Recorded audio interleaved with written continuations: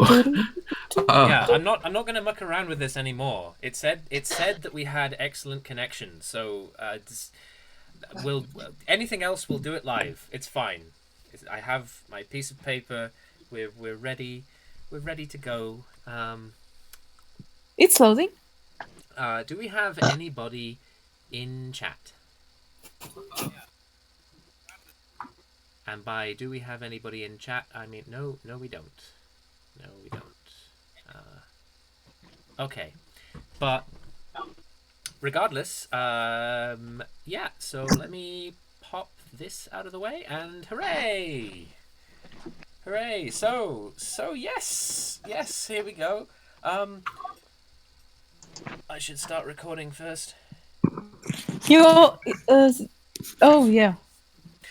This has already been live for a bit. Yeah. So we're recording. I will. It does. The thing. And I will, I guess, post it on Facebook. That's like the one place I haven't posted yet. Oh, and I should post as well that we are like live on the Twitter. On the tweets. Yes. Do the tweet, like be professional. Yeah.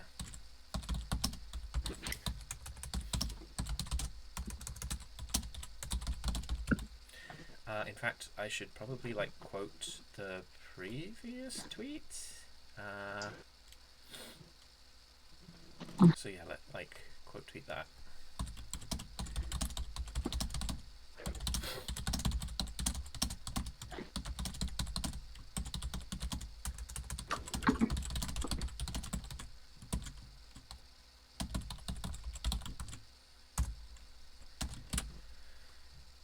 And tweet, and then I can retweet that from my personal account as well.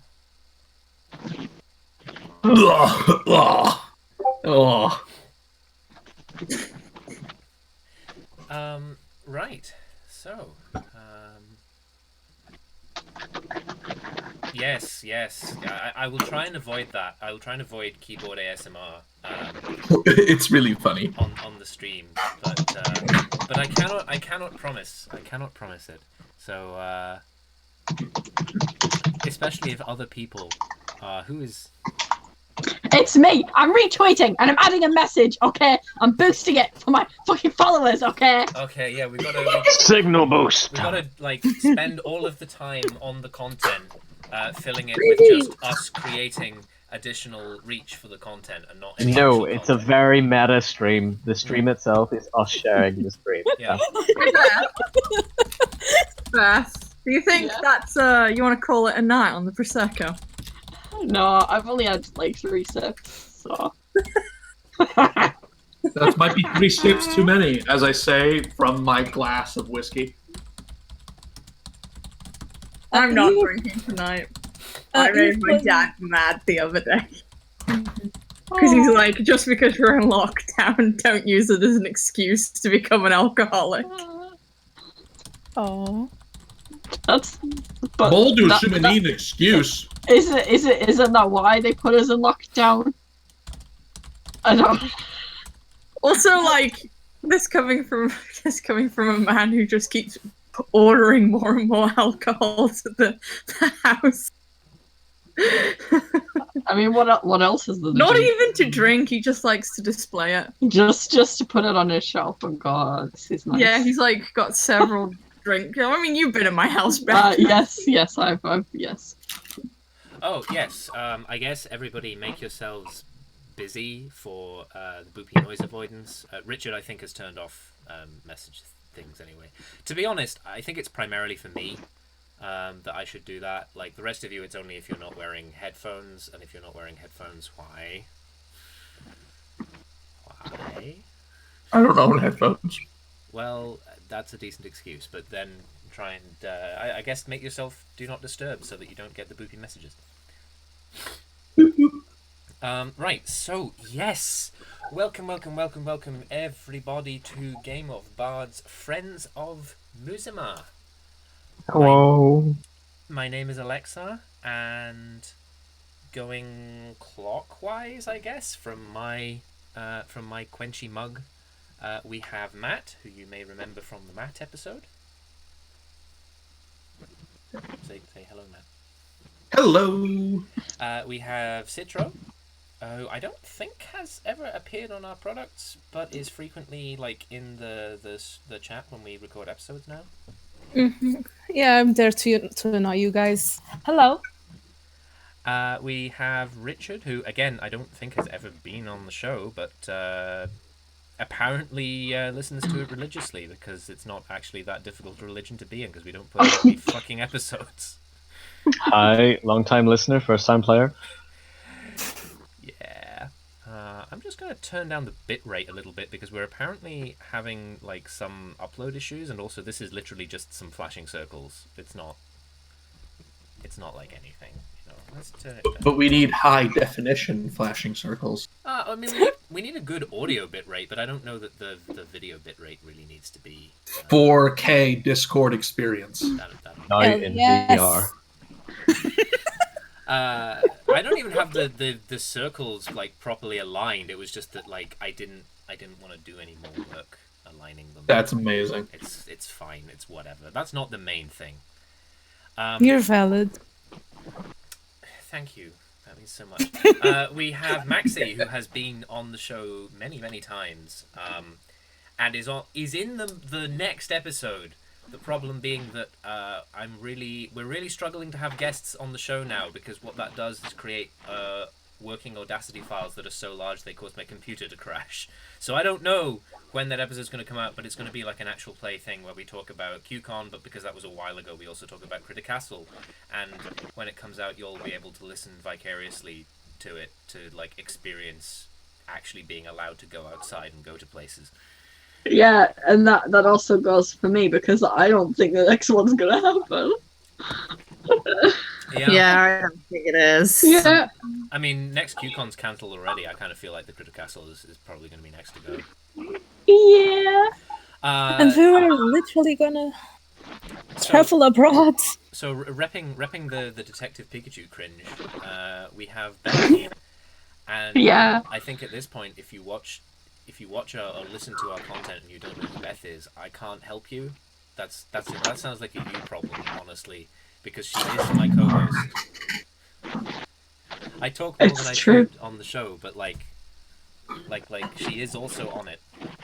Well, you know me. I'm just the strong and silent type, you know.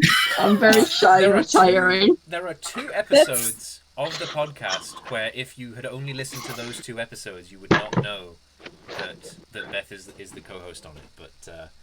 But the whole rest of them, I'm afraid, no, you should know who Beth is. So, what is this, right? Because we're doing another game of Bards, and it happened at very short notice. We're playing D&D, which is also a thing that we said we didn't really want to do on Game of Bards. So, here's the deal. The next game of Bards was supposed to be a really cool idea that I had for a very long time called Deleted. The problem is, we decided to run that in a system called Fugue. And the problem with that is that Fugue requires to run it a deck of tarot cards. And I don't own a deck of tarot cards. We had to think very hard about how exactly that would work.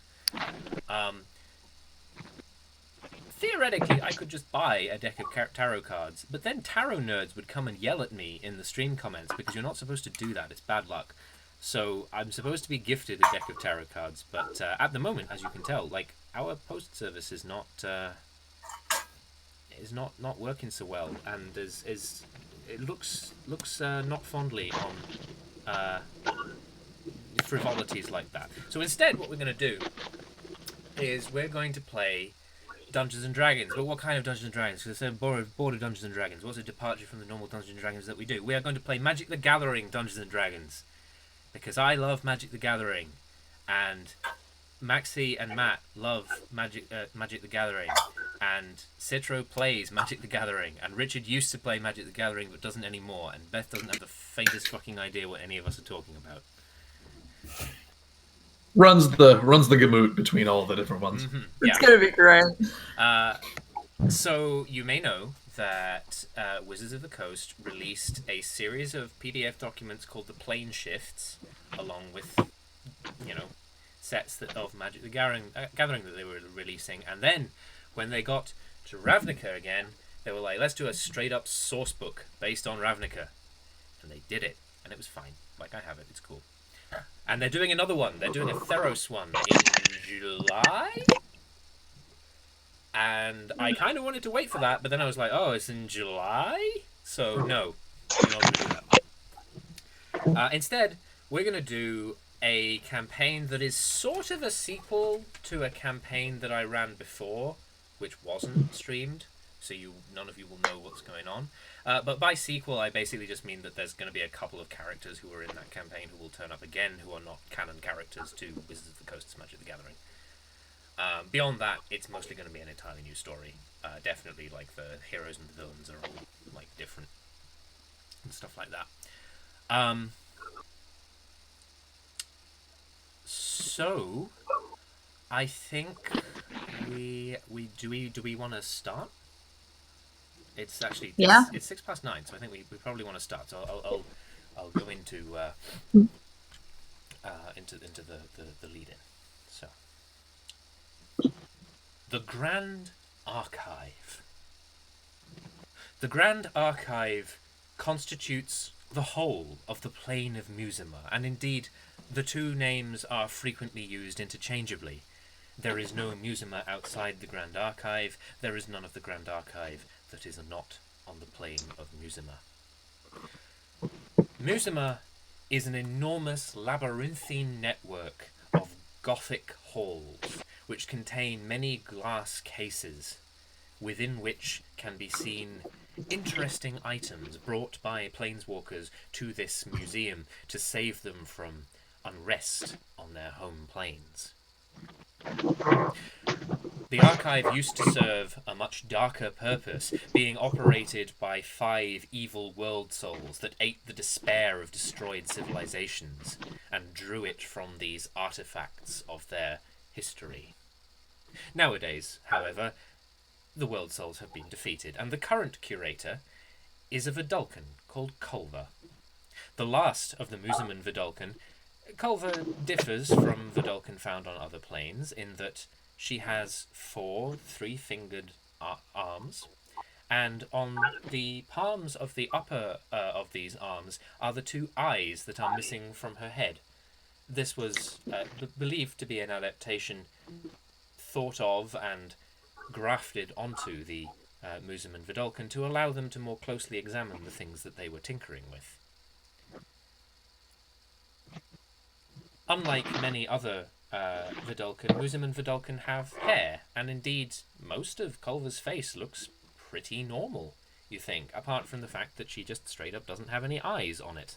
There's just a smooth forehead where they ought to be. But this is what you're all presented with standing in Culver's office, which you all are because she has sent various planeswalker operatives of the Grand Archive out to collect you all together because she has a job for you. So why don't we go around in, I'll say, anti-clockwise order this time and introduce our characters.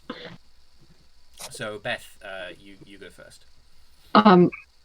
I guess I will describe Dujon then. I think that's how you pronounce his name. Any Tibetans in the chat, please correct me. Oh, right, it's an actual name. I was like, Beth, if you don't know, like, we don't know. And he's human. He's human. Looks to be of, like, you know, like South East Asian-ish descent. About 19, sort of shaved hair, and he's in like a kind of traditional kind of martial artist's outfit, basically. You know, he's just chilling. He does have a cut lip and a fresh black eye at the minute, but that's not important. Don't worry about that. And he's very, you know, he's been here before. It's fine. Mm-hmm. I think maybe you've done like a little bit of work for the Grand Archive, like going around and finding stuff, but it was always kind of like a side job, perhaps. Hello? Hello? We are hearing you. Hello? Oh, oh damn, hold on. We lost Citra. No. No? Citra is here. Hello? Hello? Hello. Hello? Yeah, Okay, did any of my description cut off? No, no, it we didn't. heard No, it fine, didn't. I It was, think. it was fine. Okay. Do we actually all want to sound off and make sure that we can hear each other? Because that's not going to be Hello. productive if we can't. Well, Hello. Hello. Hello. Yeah, Yeah, sounds like everyone's coming in clear. yeah, I can yeah. hear him.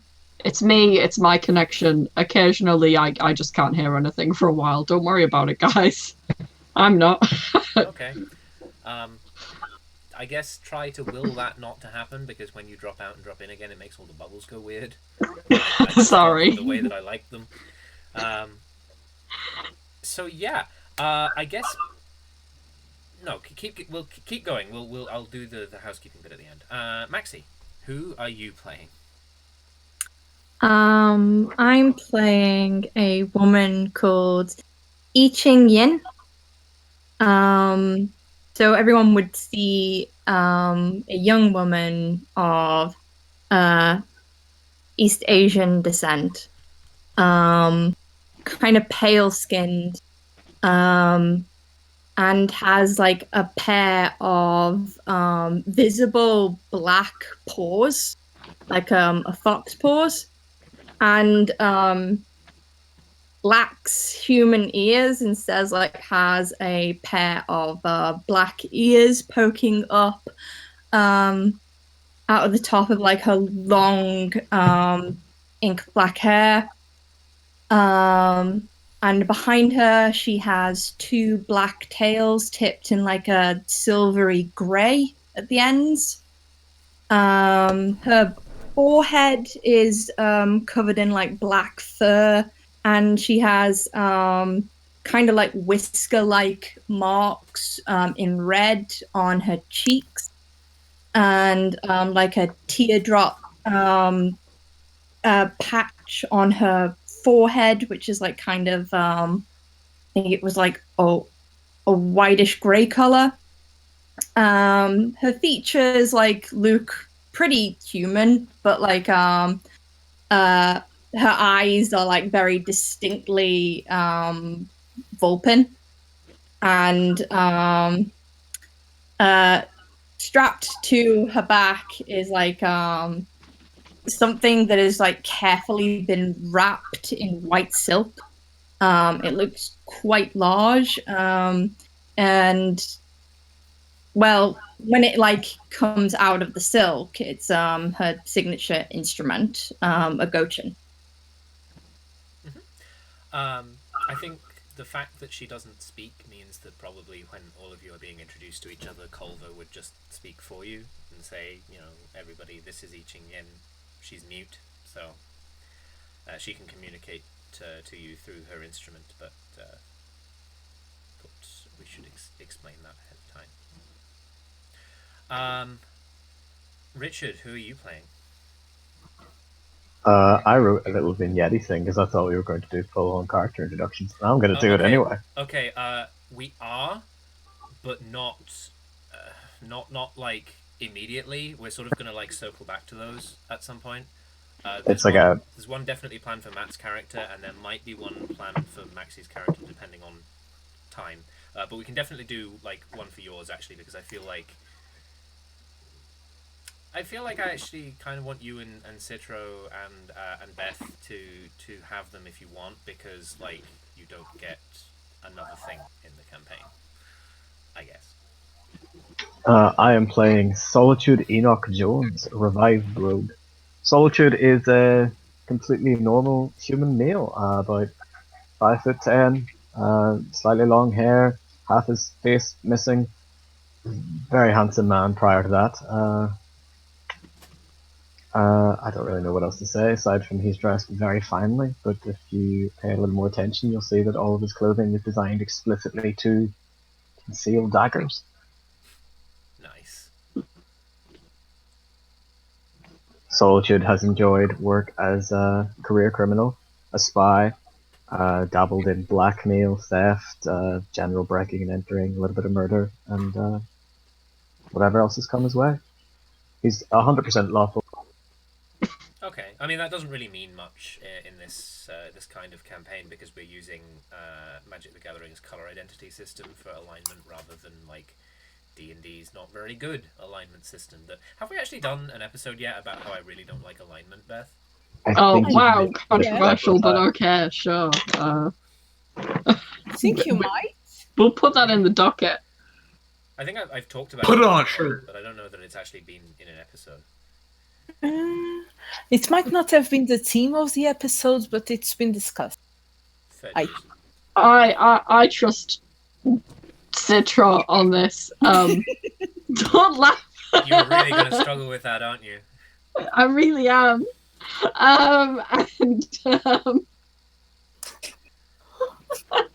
Navi already blew the already spilled the tea on chat, so it's okay, I guess. No, it's not. It's something you requested, and I should learn to respect your wishes. Oh, Hey, never mind, it's fine. I'll shut up now. Tangents. The thing is, though, Beth, if you get Citra's name wrong, then you've got to get my name wrong as well, or else you're playing favourites. No. No, I don't like either of those options. I mean, Citra, do you wanna like tell us about your character? So what you see is a very stereotypical Izet engineer, except for the part they're a centaur. I mean, his name is Palomino. He's actually a buckskin coated centaur, but I don't think the Izet can be trusted to know the horse coating colorations, but they try.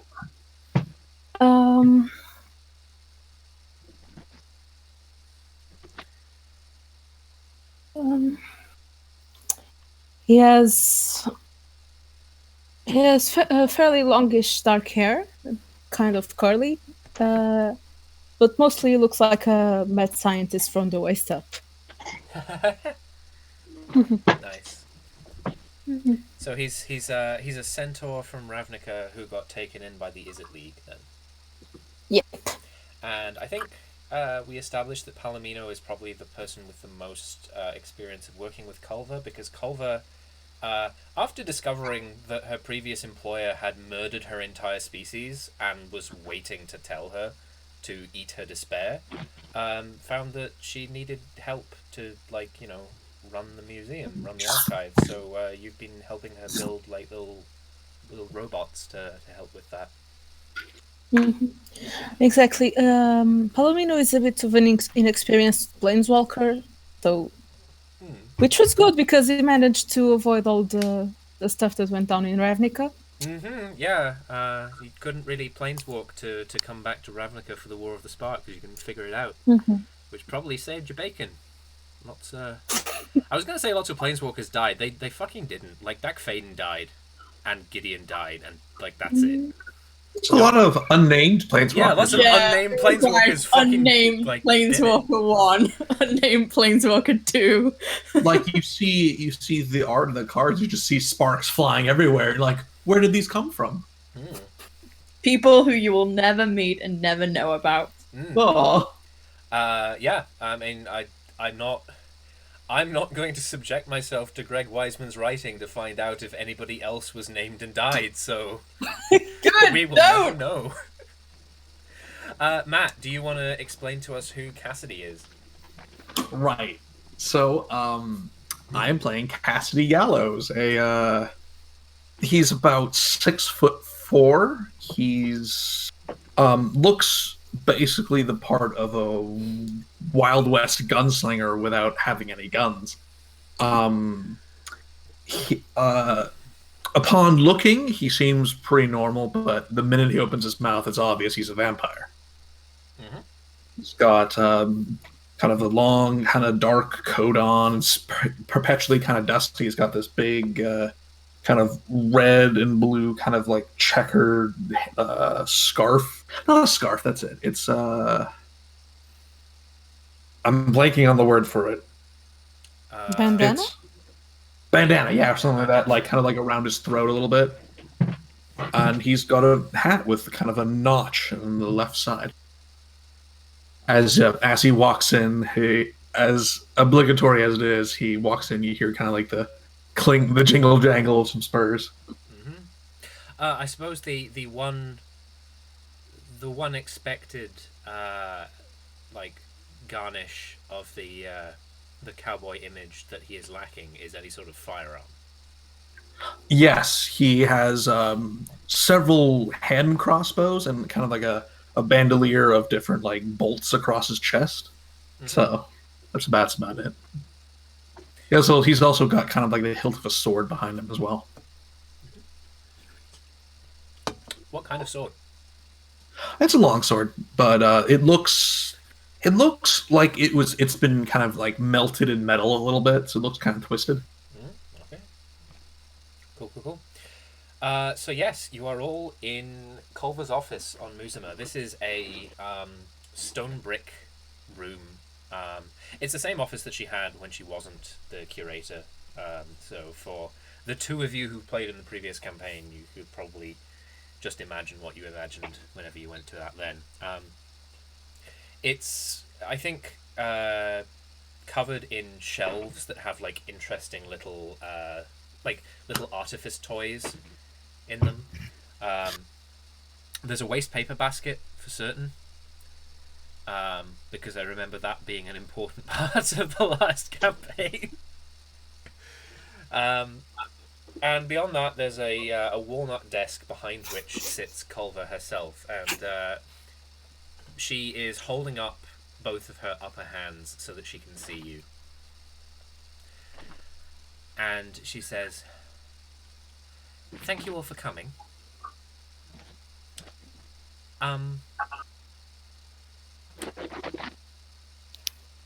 What I've gathered you all here today for is it might be quite serious. There might be some danger involved, and well, it's important.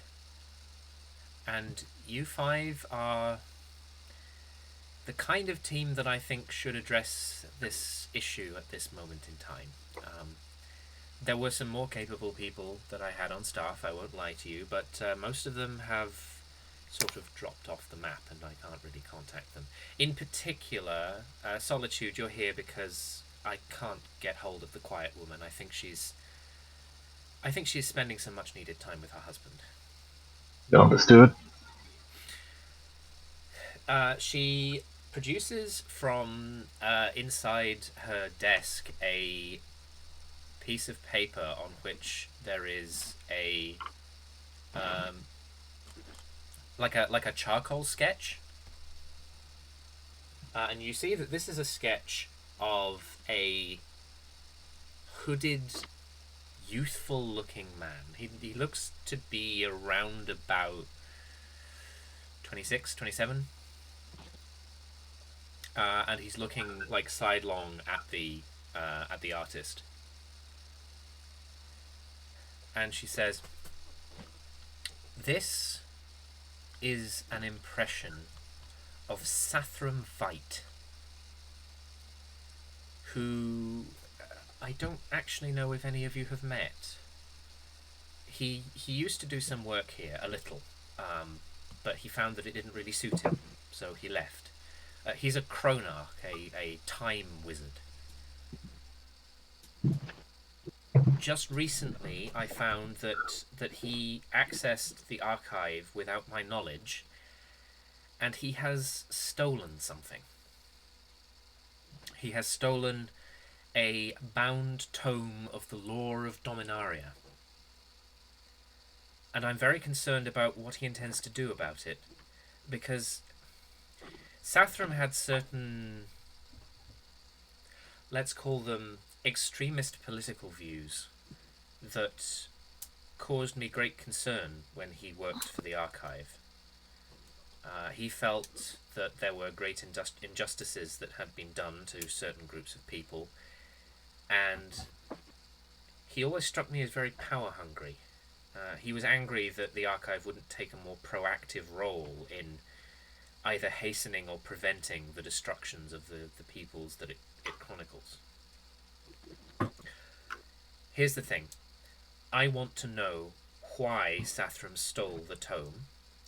If at all possible, I want the tome to be retrieved, but that is a secondary objective. Do you understand? Sathram is very dangerous, and so are the two people that he has found himself associated with. And I suppose this is where I admit why exactly I have asked Cassidy and I Ching Yin to be here. For whatever reason, and the planeswalkers who I sent to monitor him could only spy them from afar, so we don't quite know what the reason is yet. But Sathram has fallen into cahoots with Harzog and Zai Tao.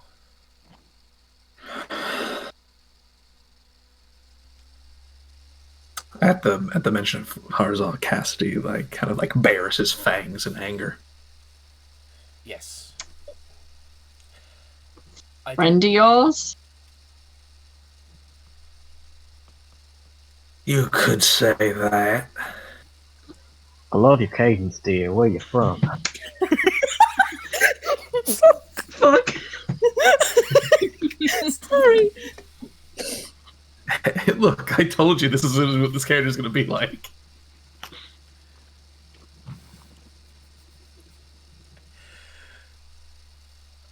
All right. So yeah, I would say I Ching Yin's reaction is to just go kind of still. Her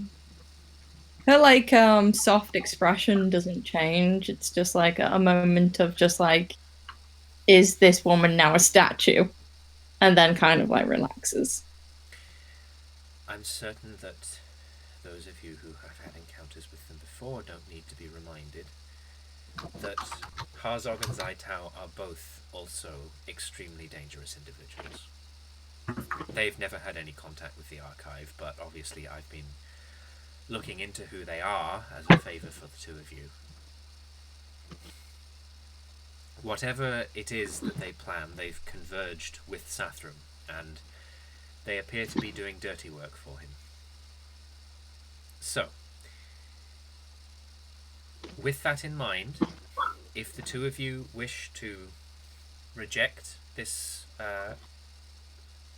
this mission and walk away from it, I will understand completely.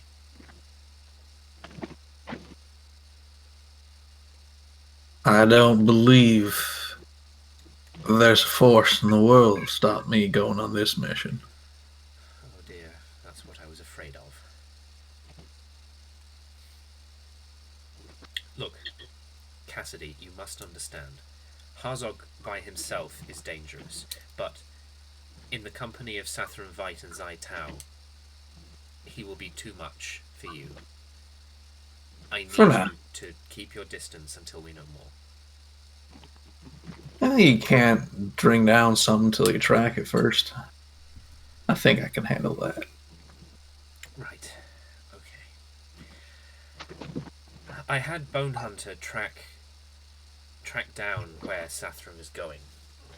So I have an assignment for all of you.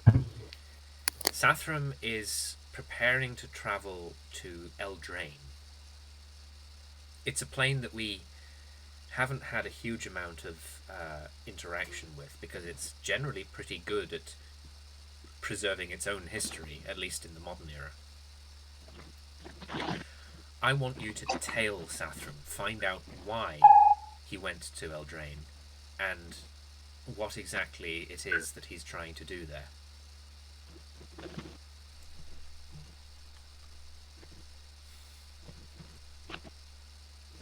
What's Eldraine like? She says, Have you ever been to Alara, Cassidy? Alara. Yeah, that's the place with all kinds of Well, you remember constantly mixed up. You remember that that Alara has knights, honourable warriors who ride mounts for great justice, you might say. Yeah, they're too. Yeah, I remember them. They're too. Those ones that are too stupid to wear back armor, right? Eldraine is much the same. It has knights. In fact, aim for the back. I would say that Eldraine is even more set on the idea. There are 5 factions on Eldraine, 5 kingdoms, even you might say, that have their own supply of knights, all different. Beyond that, the plane itself is very focused upon storytelling, fanciful storytelling even, and it has a large contingent of the Fae folk, fairies and giants and the like.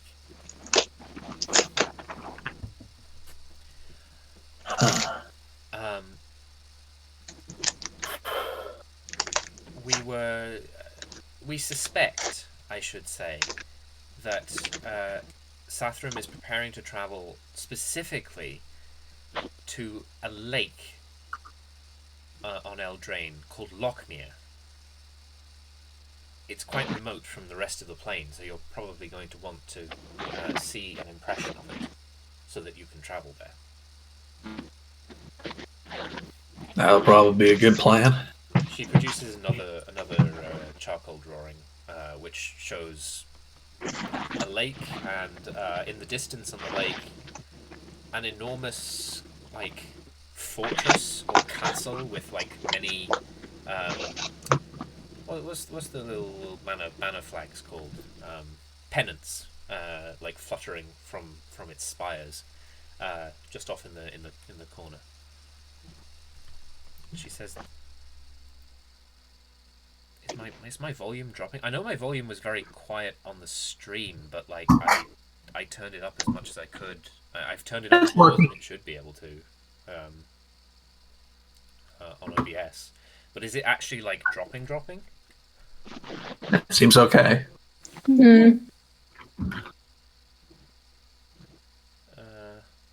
Okay. It seems fine now. Okay. Give me just a moment. Yeah, I mean, I was quiet on the stream. I can turn it up again, but the thing is, I'm already on maximum volume on OBS, which means that I have to go into the advanced audio properties and artificially boost the mic, which I don't know necessarily that I want to do, because I'm yeah, no point messing with anything right now. Yeah, well, I'll boost it up to 175, and we'll see if that's too loud. But also, we have a stream chat, so if somebody's listening, then they should probably be in that.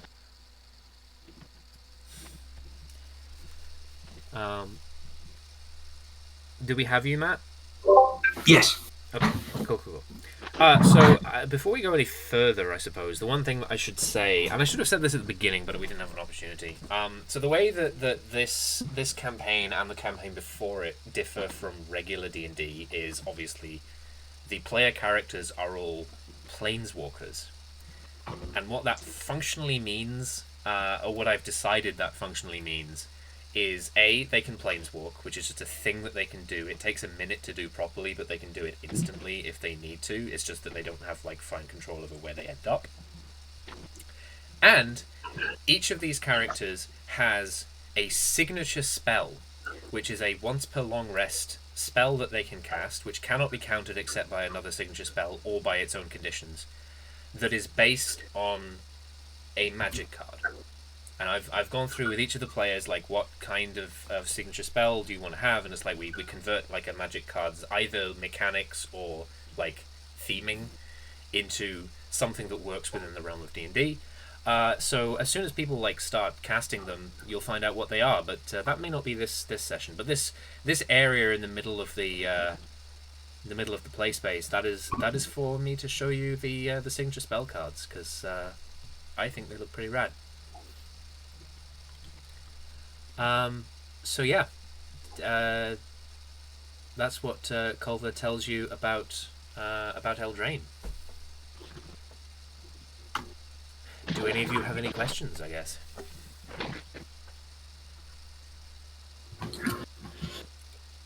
Cassidy just kind of like hooks it. He kind of like hooks his thumbs in his belt and is just ready to go. So, what are y'all good at?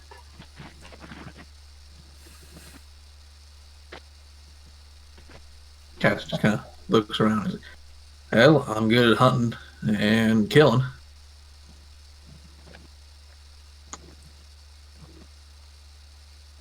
I guess we're the talkers. I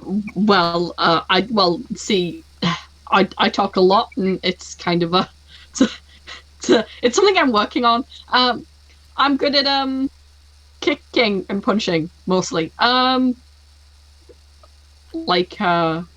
me demonstrate, and Dujon will do a standing backflip, and then like kick a bit, do some like acrobatics. Oh, yeah. Now, Okay then. now imagine that, but like I kicked someone at the end there, and they went ow, and I went ha ha. I can Like- see in the picture for me. Yes, thank you. Good. Yes. Palomino, was it? Yeah. What do you bring to the table? I think you just hear a oof noise. Oof noises. I'll take it. Uh-huh. And pardon me, but I suppose you will be excused. Yi Cheng Yin, was it? She nods and gives you a smile. And then kind of like flourishes an arm in front of herself in like an arcing motion, and the weight strapped to her back like kind of disappears and reappears in front of her in this floating instrument. And then she just sets her paws upon it and kind of just smiles at you. Well, gentlemen, I'm not one to go in without a plan, so if anyone would like to lay one out before us, I mighty appreciate that. So we have this guy, yeah? Sorry? Yeah. We're meant to tail the guy, I think. Yes. Yeah, so This is strictly keep us at- a surveillance operation for the moment. keep us at... Sorry, teacher. Sorry. I've brought you all in case it needs to go further than that. But until such a time, just tail Sathram and his cronies and find out what he's doing. And then report back to me. If it's required that there's more contact necessary for where he's going next, then absolutely I will have Bone Hunter kit you out with some devices that you could use to try and even the score. But until such a time, just stay back, try not to get spotted, and come back to me to tell me what Sathram is doing. Teacher, not to critique. Dujom, I have already asked you 17 times not to call me teacher. It's weird. I appreciate that on Tarkia everybody is like there's like a student and the sensei, but please stop. It makes me really uncomfortable. Okay, Culver. No, can't do it. Okay, teacher, this is my plan. I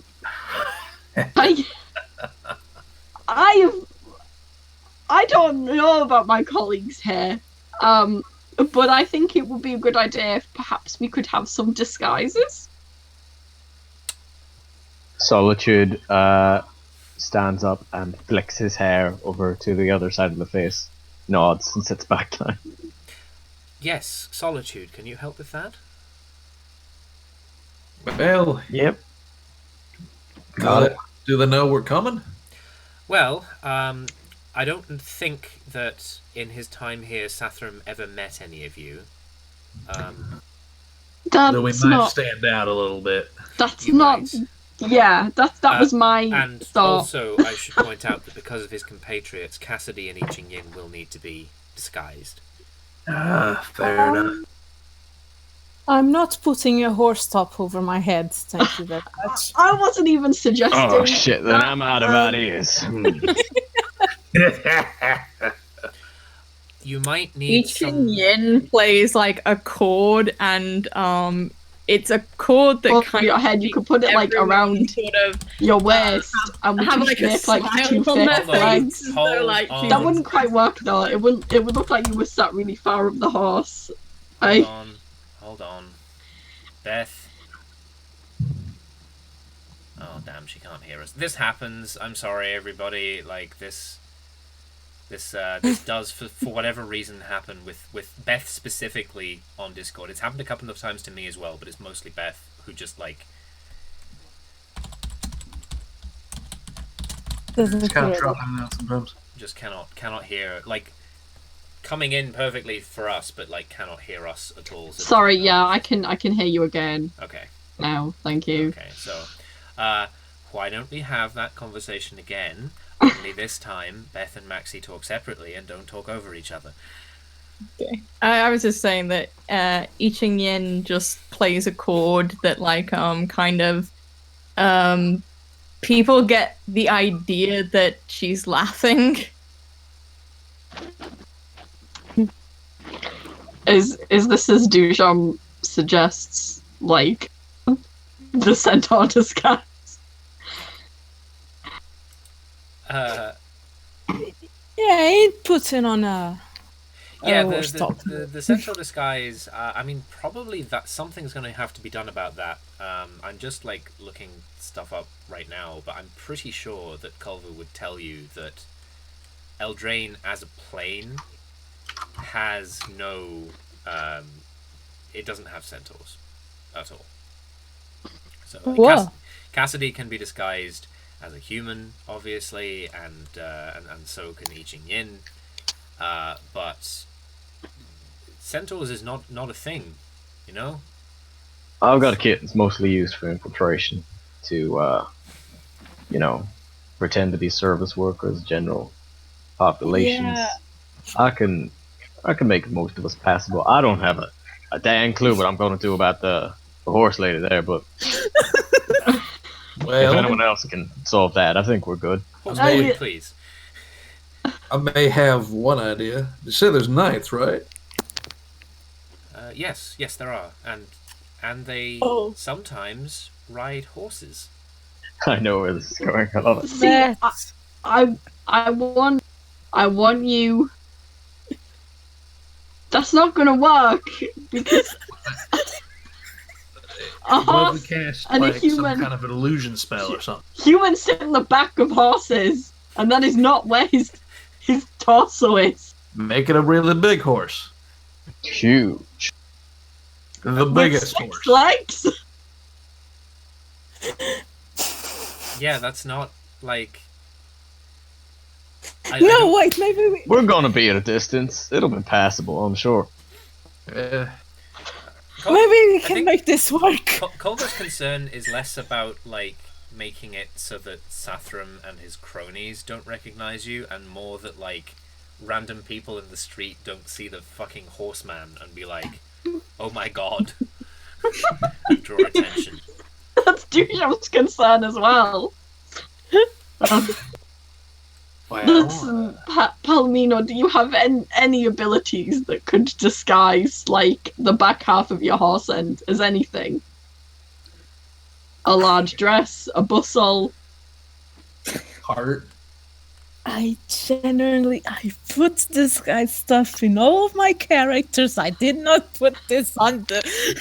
Okay, again, I guess for those playing along at home, Solitude has access to the conspiracy card spy kit, which we're basically using as carte blanche for anything that a subterfuge-focused character might reasonably have in their bag of tools comes out of the spy kit.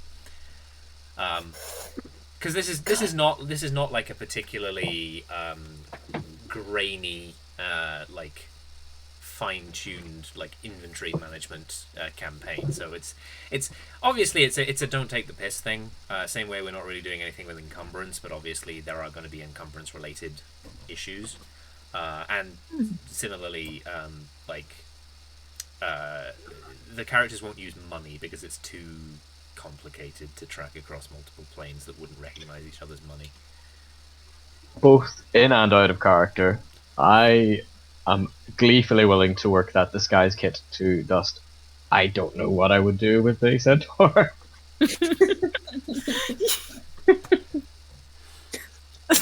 I love the idea of attempting to disguise Palomino as a knight riding a horse. That's fantastic. Yes, but the problem with that would be, like, the only way to disguise Palomino would be as a person riding a horse really wrong. Like, just... That's fine. Just the worst way to ride a horse.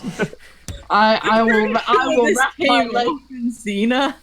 I will wrap my legs around this horse's neck. Hold up, I'm googling how to disguise a centaur. I'm sure we could figure it out. It's not going to be that bad. This definitely came off in Xena Warrior Princess. I mean, Palomino, it sounds like I'm dunking on you when I don't want you on this adventure. I do. I like the fact you're half horse. It's very soothing. But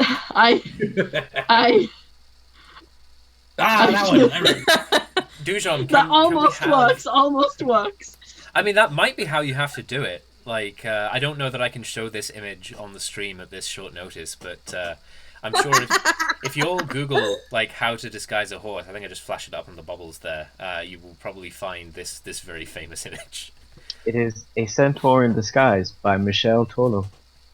It doesn't actually look that bad, so you might be able to just take a stab at putting a fake horse head on like the front of Palomino and some fake legs and like see how that works. Like, it looks like he's riding a horse wrong, but not as wrong as you would expect. The longer you look, the worse it gets, but we're supposed to be keeping distance. Yeah. Exactly. Can't wait until we have to enter a tavern. You can't bring your horse in here, sir. But I'm a horse person. What I must do? Oh my god. This is gonna be amazing. Dujon will comfortingly and gently pat Palomino's flank. Well,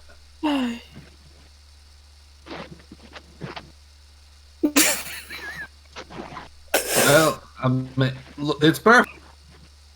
It's like I'm seeing double. Mm-hmm. Look, Right. Culver looks exasperated. If this is going to be a genuine problem, I suggest you go and seek out Bone Hunter and see if he can help with anything. Yeah, maybe he's got a better thing than like maybe if we just get like a better horse head, we should be okay. His office is down the hall that way, and then you take a right.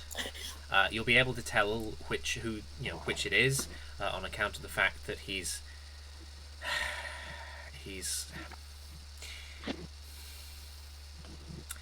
hung a cow skull outside on the door. Oh, cool! I That's have not to that admit, uncommon. gruesome as it is, it does help with figuring out which of the new officers is his. That's not that uncommon. It's the sort of thing we try to avoid here. Don't go to Lorado. I don't intend to, unless I absolutely must. Right. Maybe he'll have some better ideas. Lead on. And away we go. It's not very far. A lot of like the administrative parts of like the Grand Archive, where people actually live and work, are not very far away from each other because like it's mostly an enormous empty complex of halls. And also Culver has like paid attention to like mapping out the inhabited part of the archive such that people are close to each other, because for a very long time she thought that all of her friends and family had just sort of wandered into the stacks and got lost, and she didn't know that they'd been murdered by her boss. So she has issues about that. It's fire. But yeah, you come to a black painted door with a cow skull hanging from the outside. Suppose we knock. No, not with this guy. I open the door. Okay. Inside there is a. This is, I think, a larger office than Culver's, but it is no less full of shelves. They're not as nice shelves. They're not like wooden shelving units. They're more like metal poles that come up with just like wooden shelves slung between them at various places, and a lot of them have like bones on them and like various little glass cylinders of objects of unknown provenance that look to be organic, and occasionally like interesting magical items. Like you're pretty sure that you see a sort of feast and famine in here, along one of the walls. Also inside here is a black-robed, like tatty-clothed Viashino, who are like lizard people, with what appears to be the skull of a larger lizard acting as a sort of mask over his face.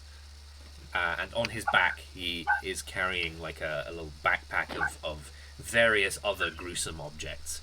And he turns around as you open the door, and he says, "Oh, yes. Solitude. Nice. Bone Hunter. Nice to see you again. Nice to see you come back and see your old pal Bone Hunter. What can I do for you this time?" We have need of some sort of centaur disguise. Okay. I mean, I can tell that unless we're allowed to use necromancy, the first thing that's going to be a problem for you, Solitude, is you've only got 2 legs. Oh, sorry, I have misspoken. Please, everyone, come in.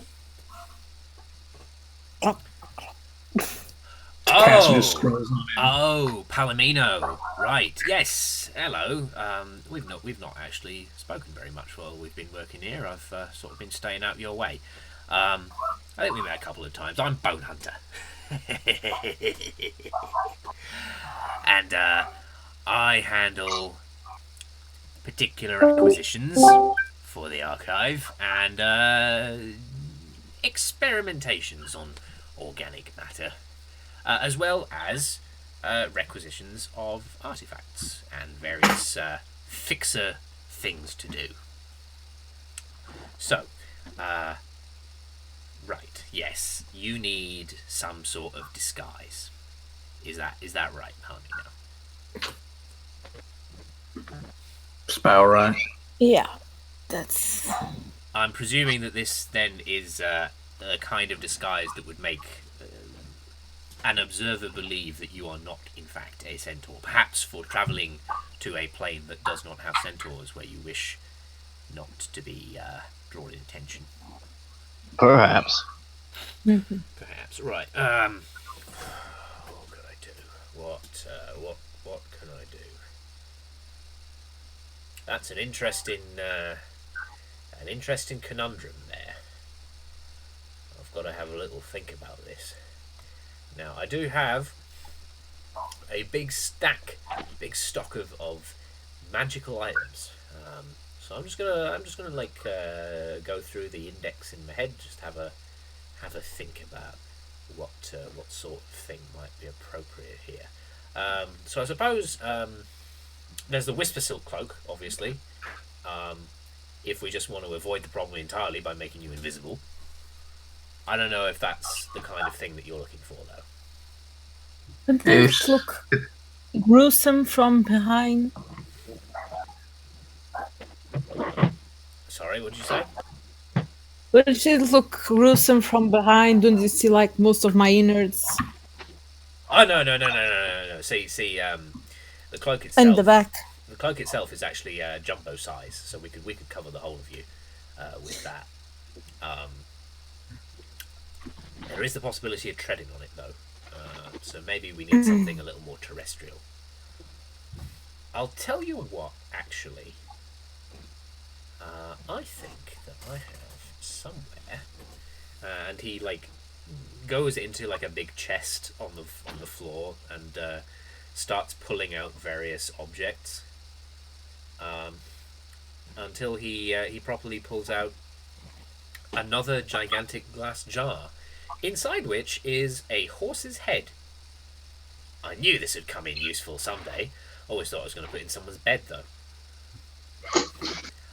What is notable about the horse's head is that it's severed at the neck, but the head itself continues to blink inside the liquid that it's submerged in, and looks around suspiciously at the people in the room. Mildly worrying. Yeah, mildly, but it's just a necromantic incantation. You don't have to worry about it. It's not. Do you know what? I was gonna say it's not actually alive, but I don't know if that would be a lie. It's not suffering, perhaps. Yeah, it doesn't really have the capacity for that anymore. It'd be happy to go and see the multiverse for a little bit. Of course, if we find some way to affix this to your front, we've still got to deal with the fact that you don't have legs that you ought to, and that's a bit more difficult because people's legs, look, they tend to miss them. So your old pal Bone Hunter's not in the business of acquiring actual people's legs. So I think in that particular case, we might have to think of something a bit more creative. We really might want to just use the Horse Rider disguise at this point. I mean, that's what we're doing. What did you think we were doing? Mm-hmm. No, with the fabric and the fake. I mean, I guess.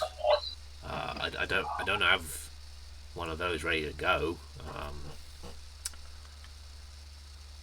trying to think who else you could talk to. I mean, there's Nora, if you can find her. She might have something to do. Tell you what, do you want to take the head? Because it will help sell the illusion. But you probably just need some, cloth legs or something. And I think that Nora could probably help you with that. Magic something up to look a bit more,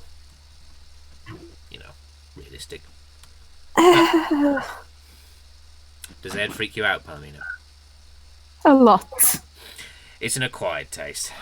Okay. Do we have something like a hat of disguise or something? I'm just trying to think. He puts the head back in the chest. The problem with disguise self and most other disguise spells, they can't change the structure of a person. So make you look more like a knight without having to. I still have the bottom horse body. Disguise self is useless to. That's fair enough. No, they could make. You could look like a person riding on a horse with disguised self. I'm pretty sure. I mean, I don't know for certain. I'm not. That's not really my area of expertise, magic-wise. You probably should go ask Nora. Her office is just opposite this one.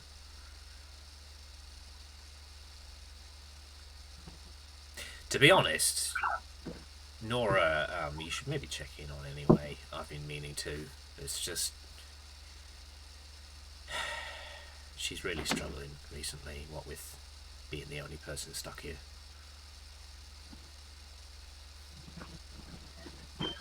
Does that say that she's not a? No, she's not.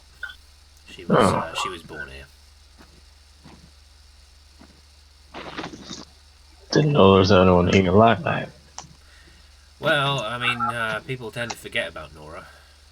She's pretty much the only native Muzema left, human or Vidalcan. What with now Culver's a planeswalker.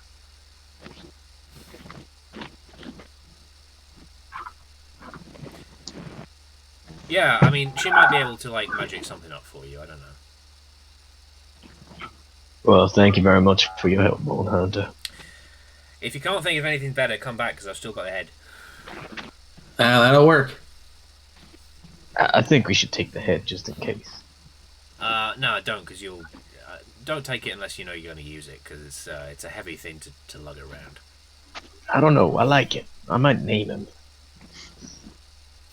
Bone Hunter looks at you sidelong and is like, Well, thank you. "You're a weird man, Solitude. And knowing as I know where you come from, I'm a little. Well, I try and watch my my personal possessions around you. Let's put it that Hey, way. I take offense at that. I'm just not as off-put by the vitally impaired as you are. Isn't that right? And I tapped the jar. That ain't what I was talking about. Mr. Clopsy. I'm fucking Bone Hunter. Of course I'm not put up. That's not what I was talking about. You were just looking to take Oh, offense. you think I'm gonna steal it? Hey! I don't like that, and I would like to leave. Leave with the fucking head. I point out, this is a horse's head. Like, that is a heavy object. You probably have to, like, lean backwards to lug it outside. Because it's in, like, a jar of liquid as well. I will struggle my way to the You door. got a hand there, buddy? And then I will just set it down and push it to the side and be like, I'll come back to that later. Yeah, I thought so. Can't we just convince the Alderanians that centaurs are a thing? Aren't they, like, fanciful?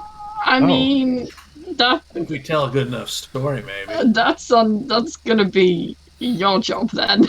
I'm not when they go, I'm pretty oh good shit, at a horseman.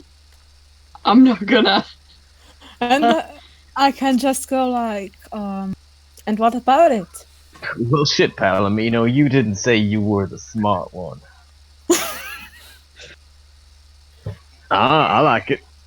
Okay, but can I at least get the invisibility cloak? as a fallback, I suppose. Yeah. Bone Hunter kind of wants you to justify why you want it. It's quite a valuable item, and he's not really supposed to give it out unless you have like a particular use for it. It's signed by the Harry Potter.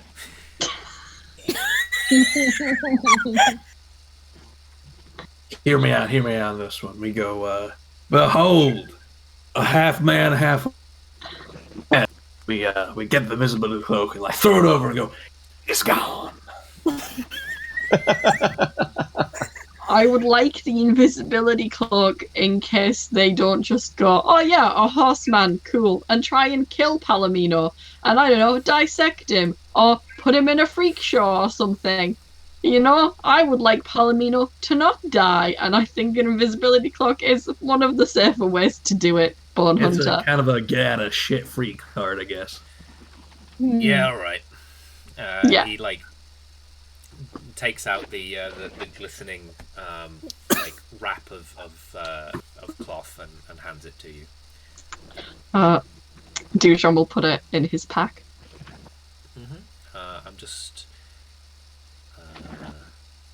I'm just gonna post a wee image here that explains this what this is.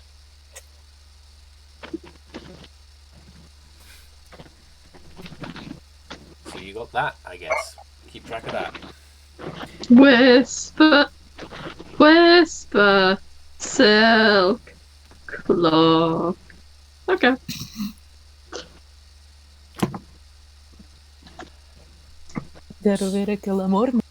So yeah, where next? Hell, Over to Nora's. I suppose. Nora's office is a very clean, like, ordinary-looking office. She hasn't put a lot of personal affectation on it. And this is the bit where I admit that Nora is mentioned in the notes from the last campaign, but I haven't the faintest idea what her character is like. I'm pretty sure that she's like a fairly older human woman. And that she is a native Muzema, but like... That's what we're going with this time. So if Richard or Maxie remember this character from before and that's not what she was, it's like in like Iron Man 2, where like they pretended that Don Cheadle looked anything like the previous guy who played Rogue. Yeah. Nora, now played by Betty White. I love it. I mean, I wasn't thinking Betty White. I think Betty White's a bit too boisterous for the kind of character I'm thinking of. Angela Also going to be Lansbury. difficult. Yeah, Angela It'll be Lansbury difficult to would- picture Yeah. Betty White as not being a planeswalker, seeing as she is that powerful in real life. Yeah. It's true. Keanu Reeves and Betty White definitely planeswalkers. I mean, that's why Betty White can't play Nora. Nora's not a planeswalker. It's just it's just not realistic. Immersion gone. Angela Lansbury, of course, a planeswalker, but I'm thinking of like Murder She Wrote era Angela Lansbury before her spark ignited. Yeah. This is her creature side, Yeah. as opposed to the flip card. When you come in, she says, "Oh, hello." How clean is clean? Clean? What do you mean? Like, is it like completely spotless? Oh no, I just meant that like there's not a lot of Nora in here. Okay. There are some like wands and things, like magical items, but not a huge amount that you can see. Oh, YouTube is now telling me that I've been very naughty by setting the bit rate of the stream to 2000, and I should put it back to 2500. So I guess I'll do that. All right. I think Duchamp has met Nora before and calls her granny, and Nora does not appreciate it. Oh, that's so mean. Much like Culver dislikes being called teacher. bullying? I'm just gonna come up with nicknames for everyone. He didn't come up with a nickname for Bone Hunter, and he's going to feature prominently. Oh no! He already has a Duchamp nickname, calls- man. Come on. Duchamp No, sorry. Yeah, Bone Hunter already has a nickname, and it's already bad. Wait, what is it, Boney? No. Bone Daddy. Yeah, it's Bone Daddy. And his committed group of followers, the Boners.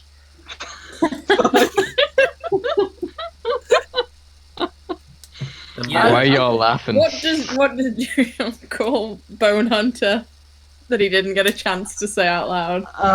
Well, it's Bone Daddy now. It was going to be Boney, but it's Bone Daddy now. Yeah, Bone Hunter like really doesn't like it when you call him that, like to the point that you can tell that it brings back bad memories of something. Oh. Just 1,000-yard stares into the distance. Just, I haven't heard that name in a long time. No, it's more like he's like, I'm having fucking PTSD flashbacks to being hit on by a child. Oh no! Oh, Oh no. Oh, poor Bone Daddy. Oh. stop. She's the 150-year-old demon. It's different. It's not though. It's not. She Not. looks It's not. fucking It's eight. not. I don't care what Fire Emblem says. It's not. That's fair. I don't know What where does Nietzsche Fire is Emblem right now. say? No, Sorry. it's just a joke. It's We're a not going joke. down It's the a rabbit joke. hole. Ignore it. Ignore it, Trin. It's a joke. We're going down the Right rabbit hole. one. Well, first of all, I love that you are just bullying this entire organization. I'm not bullying them. It's a sign Start of the respect bullying. and endearment. Dujan respects Nora, and that's Like- why he calls her granny. It's not. That's amazing. And sweet.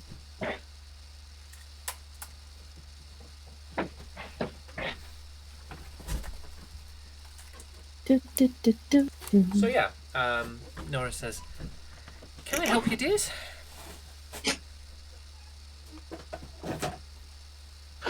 Actually, I was wondering if you had what kind of magical accoutrements you might have that might be able to help us disguise our friend here. Disguise him as what? Palomino looks very nice. Yeah, but where we're going, they don't have centaurs, and we don't want to stick out in a crowd. Oh, I see. Well, And we've tried the knight riding on a horse stick. Palomino's not exactly feeling it. No? I'm not feeling the severed horse head. Like, yeah, that. We're not feeling the severed horse. Right, that thing. Yes, Bone Hunter's been trying to find a use for that for quite a while. Let's try something a bit less gruesome, shall we?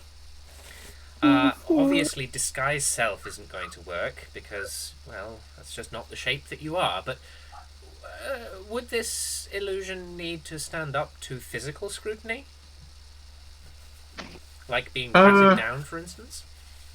I'm sure we could probably try to... Yeah. Try to avoid that? Because if you can, I could just, cast a simple illusion spell and give you a horse head out your front and some legs down the side. Yeah. Obviously, yes. If we can make it realistic, it'd be better, I guess. I can make them realistic looking. The problem is that we have to go a bit more in depth if we're going to make it so that things don't pass through the illusion, you see. So it's really a question of what do you expect to be doing. Do you expect to be physically touched on the horse head or the legs? Well, it's a possibility, but we're trying to avoid it. People don't usually go touching people's legs like that, right? I mean, we might run into kids, and that might ruin the whole thing. I don't know exactly how rude the people that you're going to be visiting are. I don't think children will be a problem though, because you they'll be too small, won't they? They won't be able to reach your legs. I suppose. You're very large, Palomino. I believe I've told you this before. Yeah.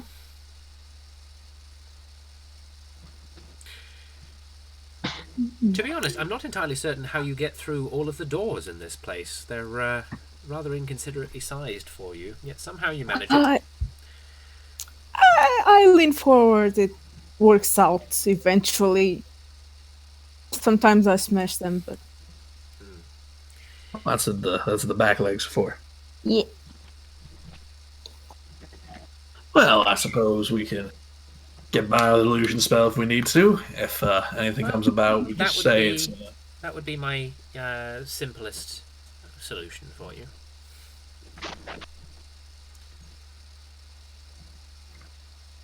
I mean, I don't think we want to be going around trying to use any kind of a actual shape change and polymorph kind of spell, because that might be a little disconcerting if you're going to a new plane as well with a new body, and you might stick out a little bit more and defeat the whole kind of purpose. I do generally wonder how the hell do you guys walk in 2 legs? It depends. How much have I had to drink?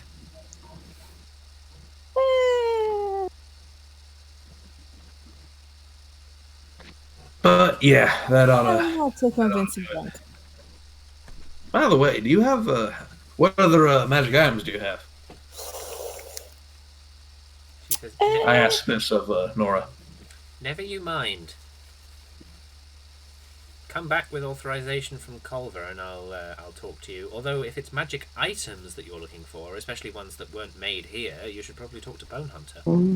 I see. Sorry, I'm not exactly the most arcane inclined. I can see that.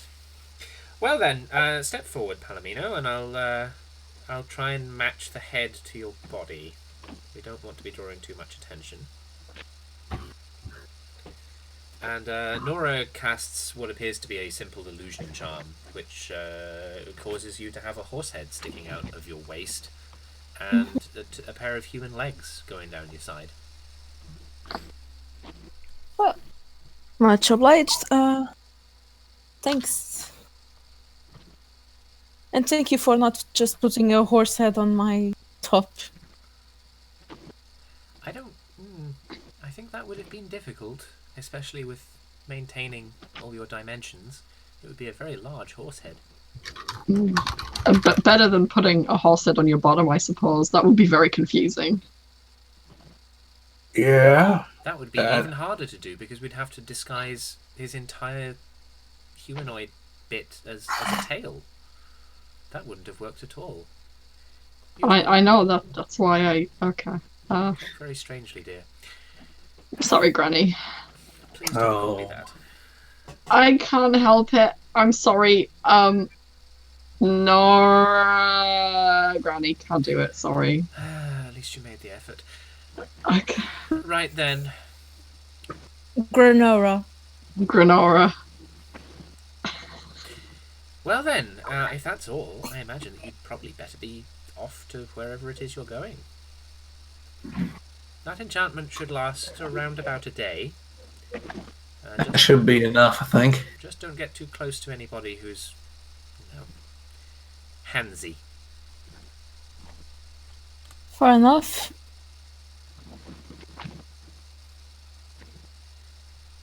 Right, I think we may want to get going then. Mm-hmm.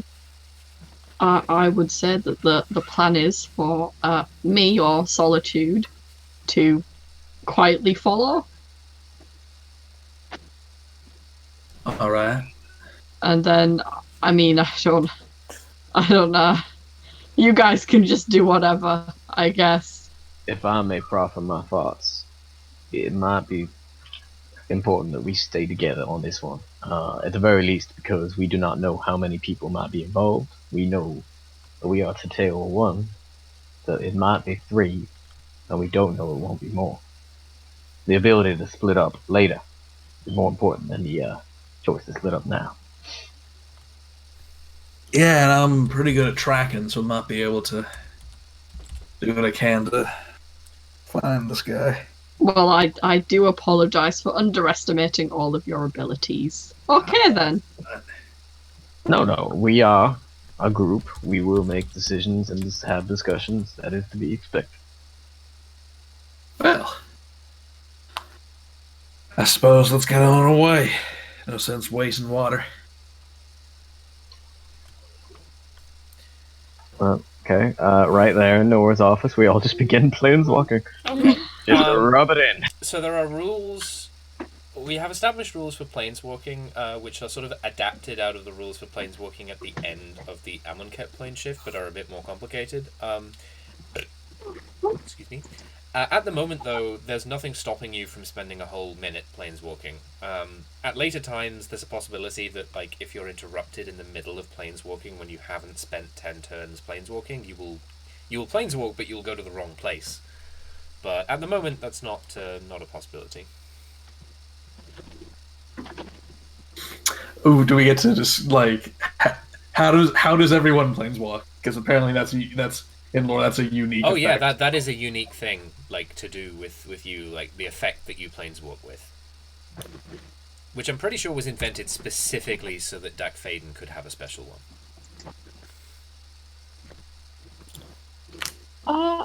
Actually, I have a question about the plane.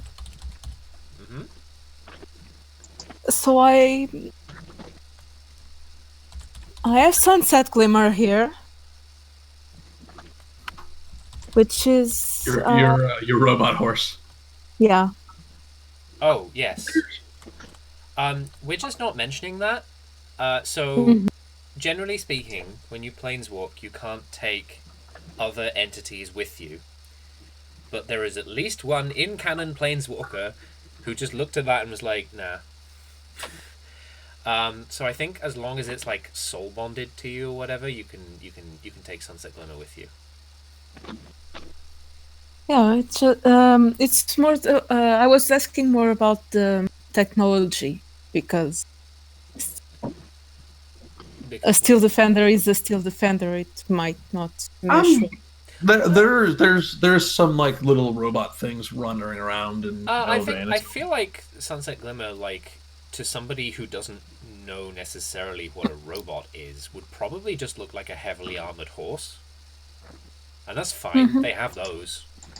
They probably think that he was like a little, alright, pony, but like they'd think that he was maybe a little excessively armored, but beyond that, they wouldn't think it was that weird. I got to look out for my horsey. Very important. You silly nobles and their overly armored horses. While riding another horse. Oh, one of us could ride him. Mm-hmm. I prefer to walk.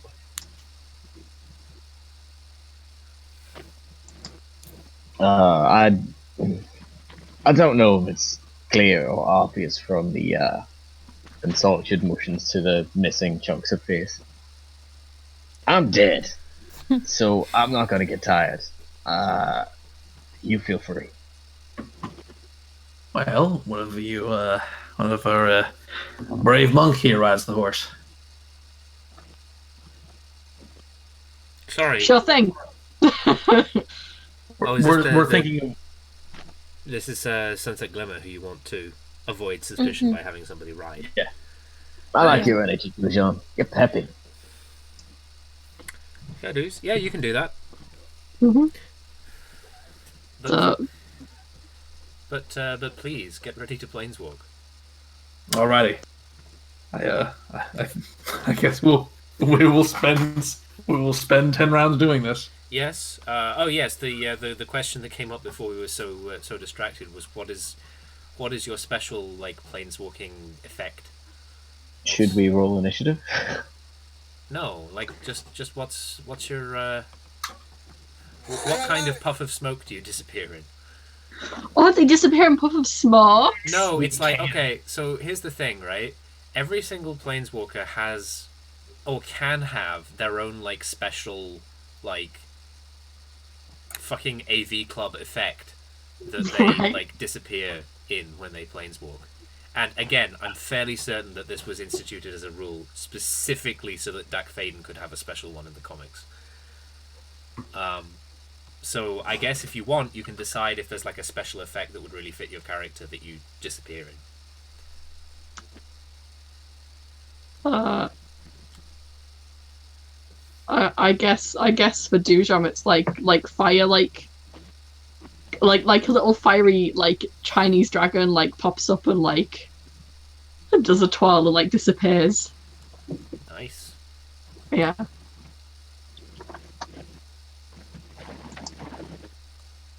For Casty, he kind of disappears in a desert wind, and this is primarily a flavor effect, but there is now a tumbleweed in poor Nora's office. Oh, I love that.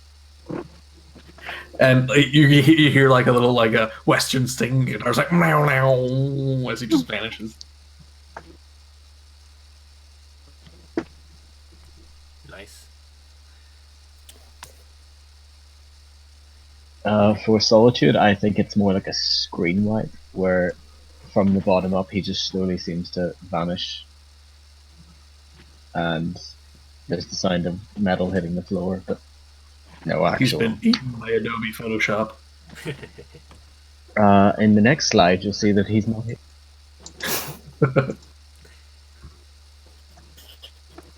Alright. You all planeswalk to Eldraine, and you find yourselves on the shore of a lake. The lake from the from the image, and you see that nearby there are a bunch of rowboats that have been tied up, and there's another boat almost out of sight in the distance that appears to have 3 figures in it.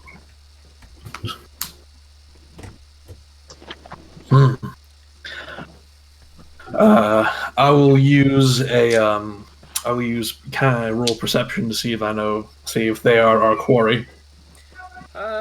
Yes, if you like. Is there a chance I could pass Cassidy the spyglass from my spy kit and give him advantage on that?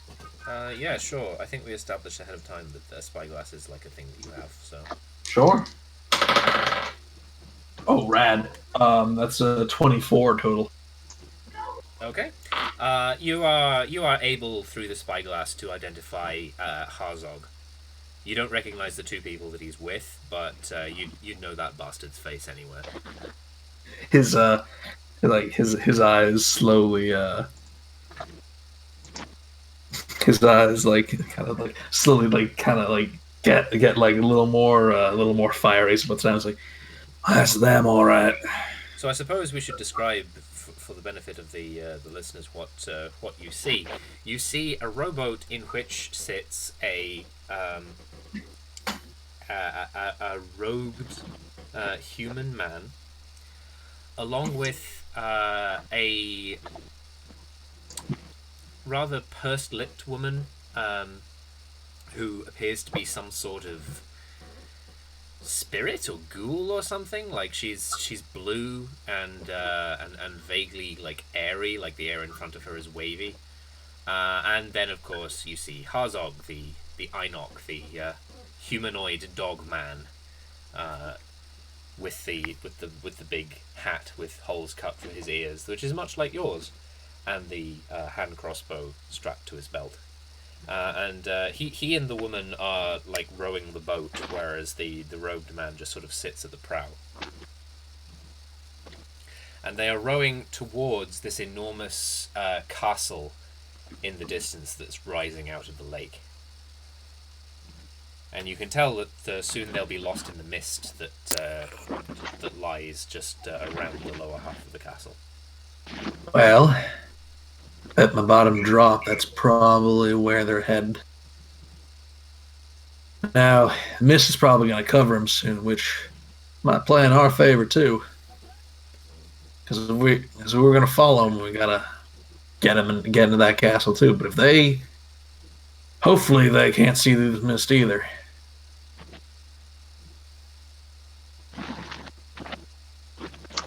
Well, I think our first port of call is to make it to the island, yeah? Yeah. Does everyone know how to swim? I can fly. You can fly. Can horses swim? Oh, No, not in water they this deep. can't. I did mention No. that there are boats. I did say that. Yeah. You If did. I have the court reporter play back the stream, you'll find that I did say that. Yeah. Right, let's get a boat then. I'll go get a boat. How Wait, hard how can big? getting a boat Hold be? on. How big are these boats? They're rowing boats, but some of them are quite large. I'll get a big boat. There's a lot of Yeah. us, and one of us is half horse. I'll get a big boat. Yeah, let's do that. I've never actually seen water this big. It's it's just like any water, kind of wet, cold. I think Oh. we have fundamental differences in how much we can appreciate water. Dujon will go and find someone so he can get a boat from them. No, there's just boats there. There's just boats. There's nobody here. There's just boats. We are going to repurpose, that is to say, borrow this boat. What shouldn't we ask someone? Ask who? There's no one here. Excuse me, boat, can I borrow you? But you can't just take stuff. Oh no, you definitely can. Watch this. No, this boat- Solitude takes a running leap into a boat. All right, Dujon will do a backflip into the boat. Cassidy will actually untie the boat and push it out into the water, and then get into the boat. It's like, y'all. Well, no, I mean, there's a jetty, right? Like the Yeah, boats are but tied like up the at. boat's tied up at the jetty or something. Yeah, but if you untie the boat and push it out into the water. Oh yeah, that's- no, we have to wait. We have to wait for Palomino. Yeah, like Palomino can't get into the boat. Please. Palomino just kind of tip-taps his way. I swear we'll do things other than adapt to my body. Please wait. Wait for me. So I think Palomino and Sunset Glimmer like get into the middle of the boat. This is quite a large boat. It's like somebody's taken a rowboat and inflated it to a ludicrous size, such that it has like 2 rowing stations on each side. Oh, this I can do. Palomino is going to sit down to row. Oh, fantastic. When you do that, the boat tips over sideways. Not enough to push you out of the boat, but sufficient that like probably the boat would at the very least go around in circles if you did that. somebody sit on the other side. I know how it works. Yeah, sure. Sunset sits on the other side and offsets a little of your weight, but Sunset is not as big as you. If there's 3 of us, and there- Sunset on one side. I'll get on the side with Sunset and help row too. Okay. Does anybody? Or I suppose that works. You even out the boat a little bit more. Right. I will sit at front and center, not helping to row. Come on, Foxy, and Dujon will help. You receive what could only be described as a paralyzing, icy look from this. Destroyed. Beaching in, you mind rowing? These old muscles of mine don't really do that kind of thing very well. I can help you guys. I have some. No, you got that side. No, I have tinkery stuff for this. Oh. And I think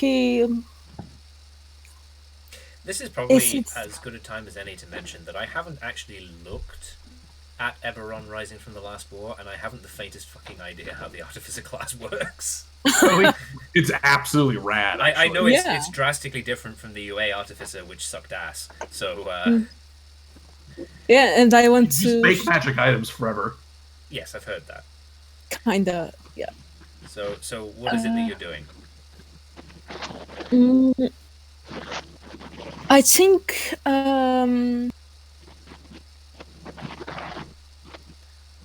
is picking up is picking up metal and stuff and making some sort of harness. And he makes a few of those. Let's, for the sake of fiction, pretend it's that fast. We'll say that you've been picking up the metal for a while. Yeah, and I can cast Enhance ability for strength. Oh, that's impressive. Mm-hmm. Oh, okay. So these are sort of like, kind of like that. Braces, exoskeleton stuff. Yeah, like a tiny little bit of a mech suit. Mm-hmm. Yeah. Cool. You do so. Do you just then have those?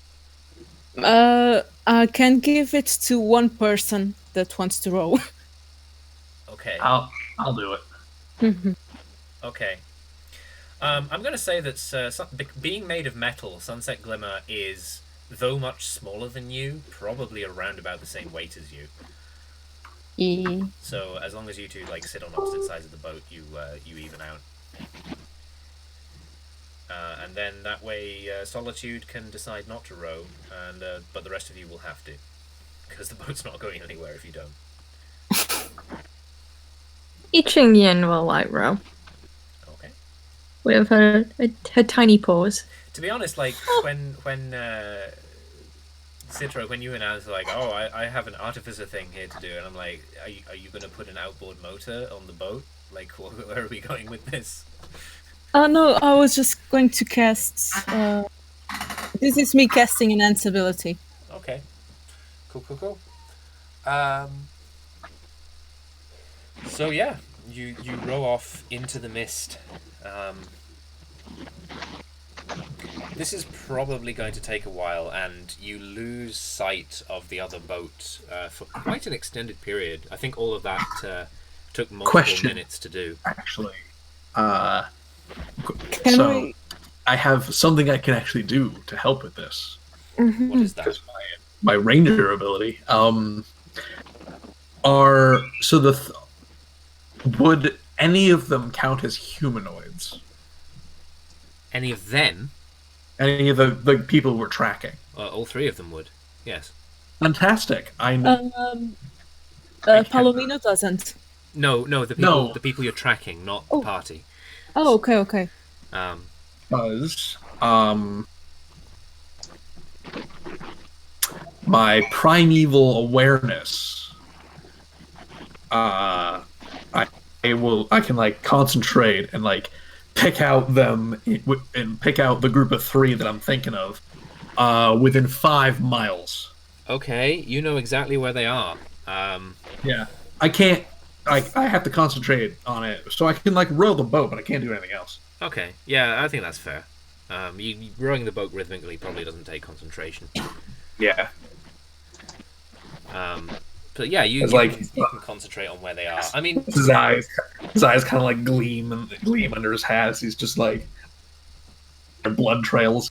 Yeah, I feel like it's specifically Harzog who you're tracking. Oh yeah, it's 100% specifically Harzog. You have a history with this dog man, and you definitely wanna see it to its end. I have Yosemite Sam. I have Yosemite Sam insults ready to go when I actually talk to him. So obviously, like, you can tell that they are rowing to the big castle. So for the moment, it's not a huge deal that you know where they are, but obviously they're going to reach it first, and it would really help if, like, you knew when they got on exactly where they were going. So I think we can probably skip forward to that. I can't imagine there being anything that, like, assaults you on the lake. Lek monster, monster, lek. Can we try to roll strength to try to go faster? You could try and make athletics checks to like go faster and catch up to them.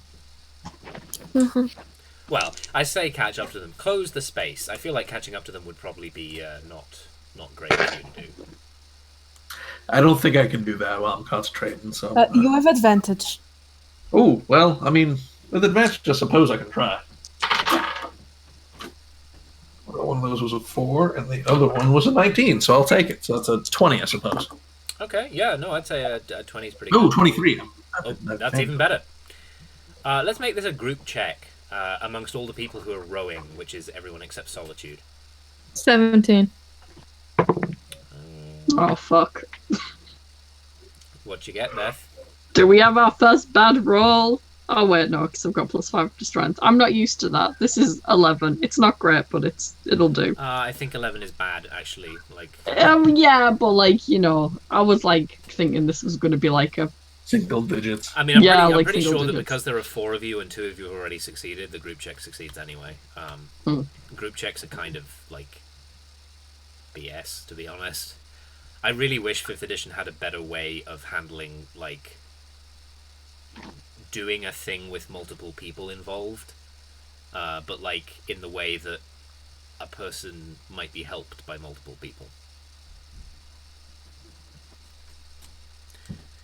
But yeah, alright, you can catch up to them a little bit. Not too much, obviously, you don't want to be seen. Although obviously, like, in the mist, you could catch up to them, like, pretty close and you wouldn't be seen, but it's more about when you get to the castle. So I think maybe you're maybe 100 meters from them in the mist, but you sort of ease off as you're coming out of the mist so that they don't see you.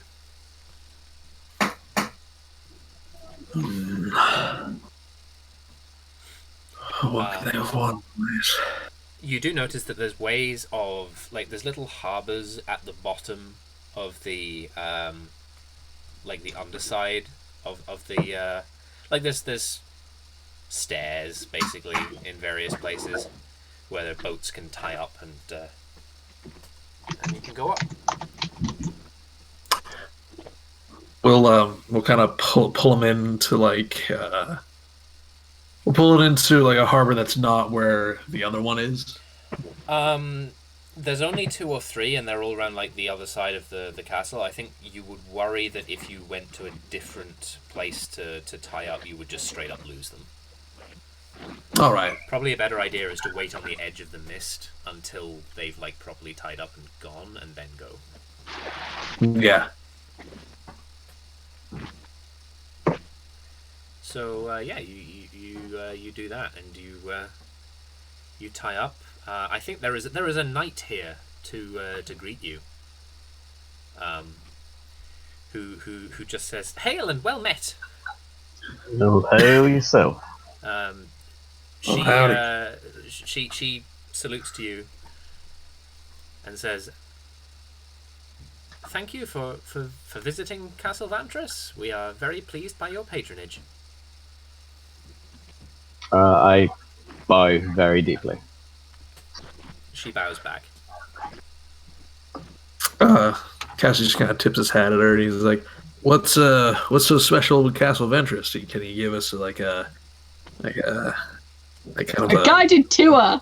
Not so much a guided tour, but like a introduction at least. Some kind of tour with guidelines."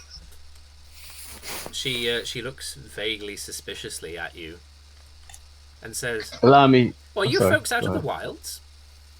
Allow me to introduce myself. I am Sir Jones of Solitude, and these are my retainers. We have traveled far to visit many places which we have heard much about. But obviously, we know nothing until we hear such wonders firsthand. If you would do us the honor of... Yes, I suppose I should not have been so presumptuous. It is, after all, the virtue of Vantress to instill knowledge in others, and in oneself. May you know more tomorrow than you know today. I like that. Well, yes, what is it that you would like to know about Castle Vantress? There's so much. Our knights, we pride ourselves on our knowledge, and on the power of knowledge in general. While she's talking, could I disembark and get her attention elsewhere? Ask her to point to a couple of things just so that Palomino can get off the boat without looking suspicious. Yeah. Thank you. To be honest, I feel like Palomino probably already looked suspicious as like this guy who wouldn't stop riding his horse even in a boat. But yeah. Also, was sitting on top of a horse while it was laying down. Yeah, that's a bit weird. Local man won't stop riding his horse. Veterinarians hit him. So, you either ride or you die. She says, well, in Vantress, knighthood is knowledge applied to the challenges of the world. To become a knight, you must tell the magic mirror a secret that it did not already know. And even then, the gift of knighthood is bestowed at the mirror's inscrutable discretion. Have you come to speak to the mirror? I suppose that's probably something we might want to do. The people who came before you, the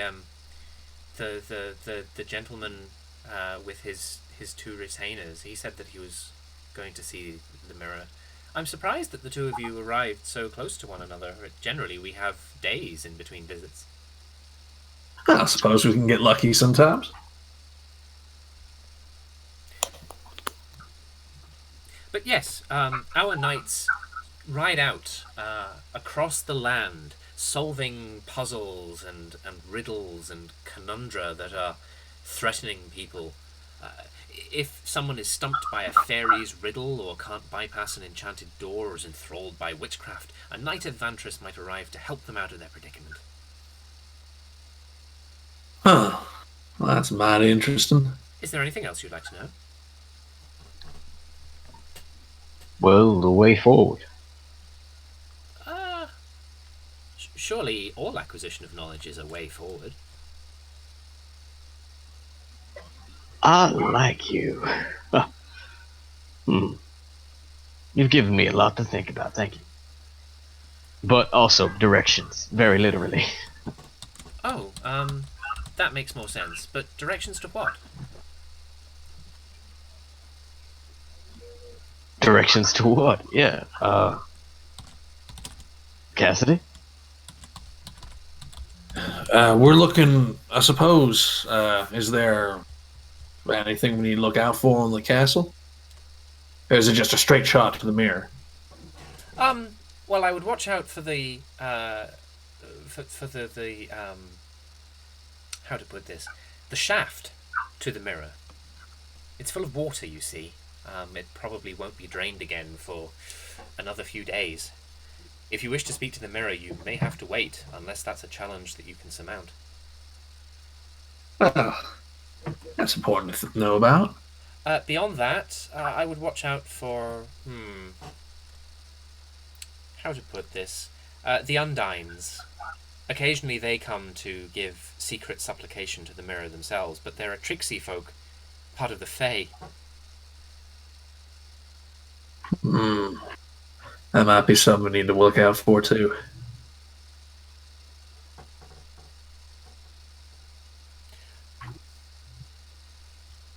They are carnivorous, you understand. Of course they are. Though that isn't to say that they're without manners. Like, violently carnivorous? Not generally. There are the pale variant who are very much more violent, but, you know, these ones I think are just here to speak to the mirror whenever they can. But they're fey folk and tricksy, therefore. Make sure that they don't have fun with you.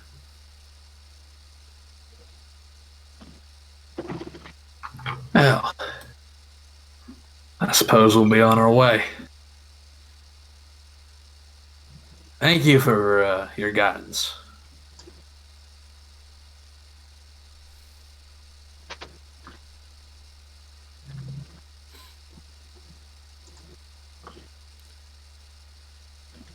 It's not a problem at all. I have to be going now. And I think she leaves. Right. I don't know if any of them have any particular way of swimming very fast, but you have to assume they must have thought of this. With any luck, they'll be slowed down at the very least by whatever undone things are. I don't actually know what those are.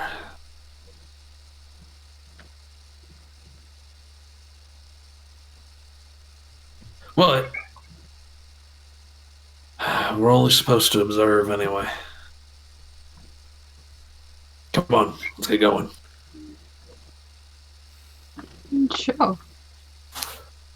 And Cassidy heads on in. Okay. Dujon will follow. You find yourselves in winding streets. There's a cobblestone floor along the streets and a consistent theme of cream and blue architecture that has a very storybook feel to all of it. There are large blue, like, drapes, perhaps you call them, canvases, draping from many of the spires and pinnacles as you advance through the streets of the castle. There's quite a crowd of people. I think, presumably, Cassidy, are you still tracking Harzog? Yeah. Yeah, you can tell that the three of them are passing into the castle itself to the center of the of the entire construction. So they are going straight to the mirror then. Suppose we'll be heading there then.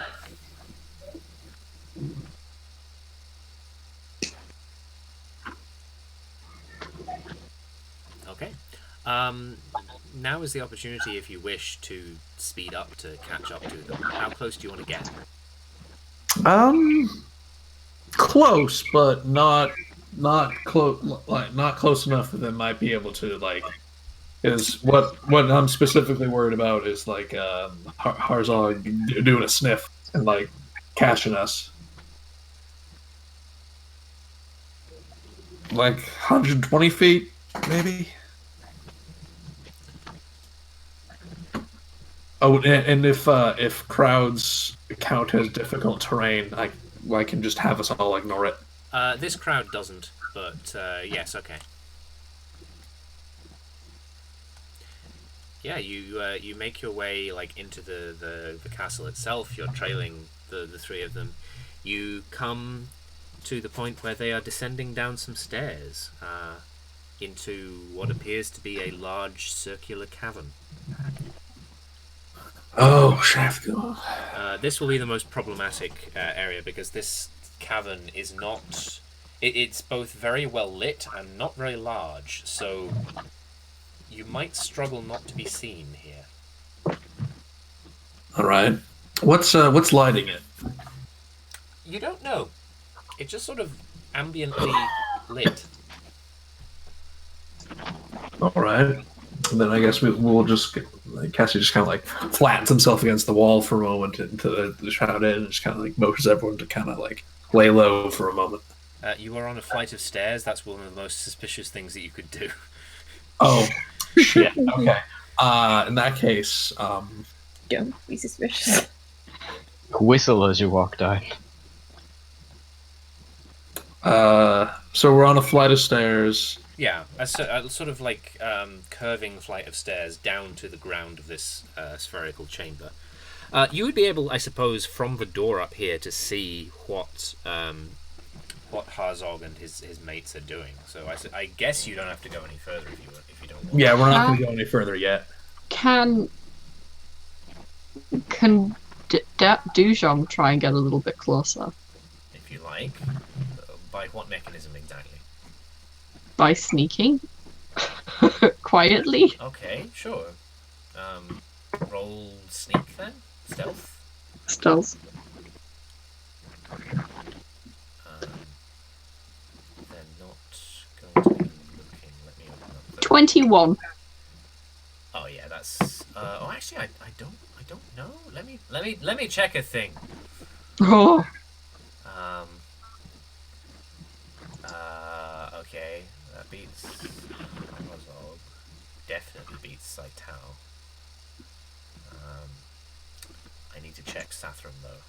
I haven't actually done a stat block for Sathram yet because he's basically just like a monster manual monster but with a different spell loadout. So I have to actually like... Don't pull the curtain back. I mean, like... It's gonna be pretty obvious when you get to fighting. No, yeah, I know.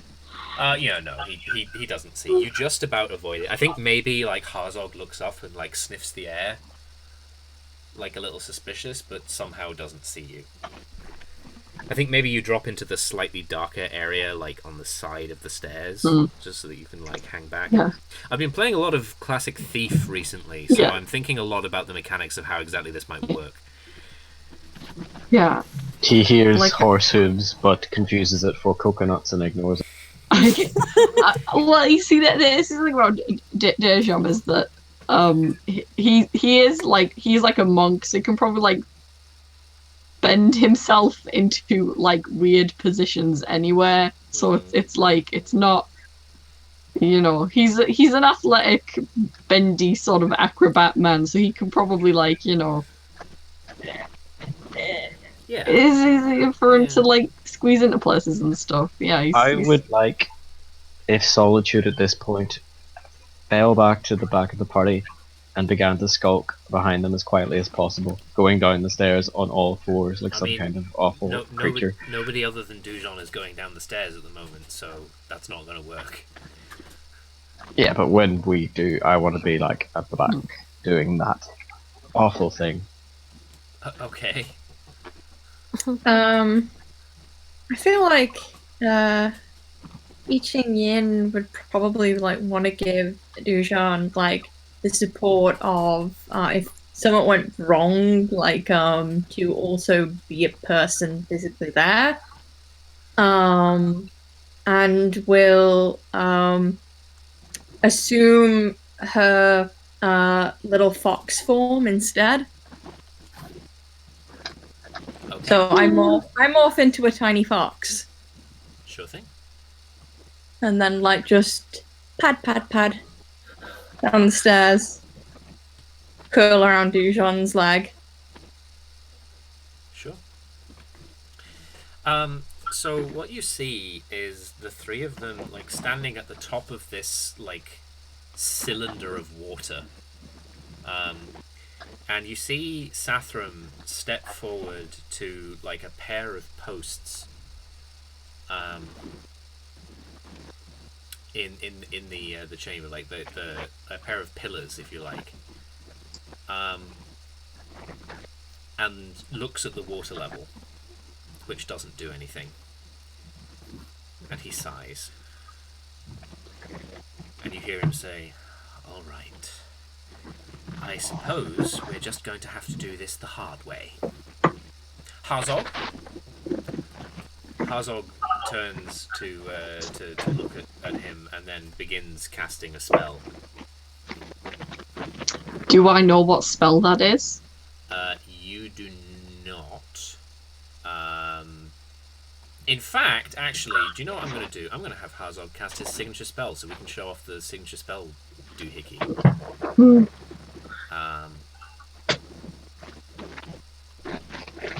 So, yeah. Harzog's signature spell is Beast Within. It takes an action. You cast True Polymorph to transform a creature into a creature or an object into a creature. You do not need to concentrate on this spell, which lasts for an hour. And yeah, he's gonna cast True Polymorph. Let me check a thing. True Polymorph.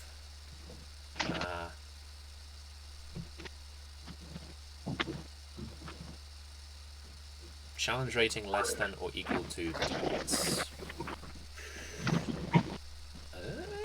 Give me a moment to check what exactly Harzog would be turning Sathram into.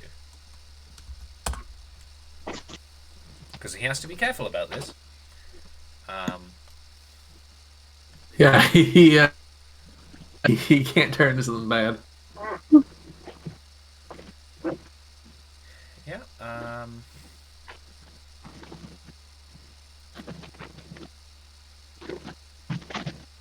Yeah, I think he is going to turn Sathram into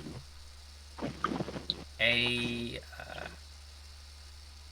well, I guess you guys wouldn't know that what he's turning it into is an Undine, which is an amber-coloured, like, seaweed-like haired,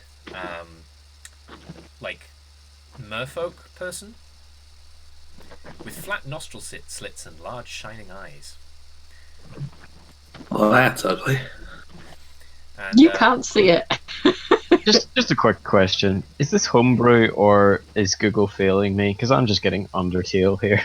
It's not spelt like that.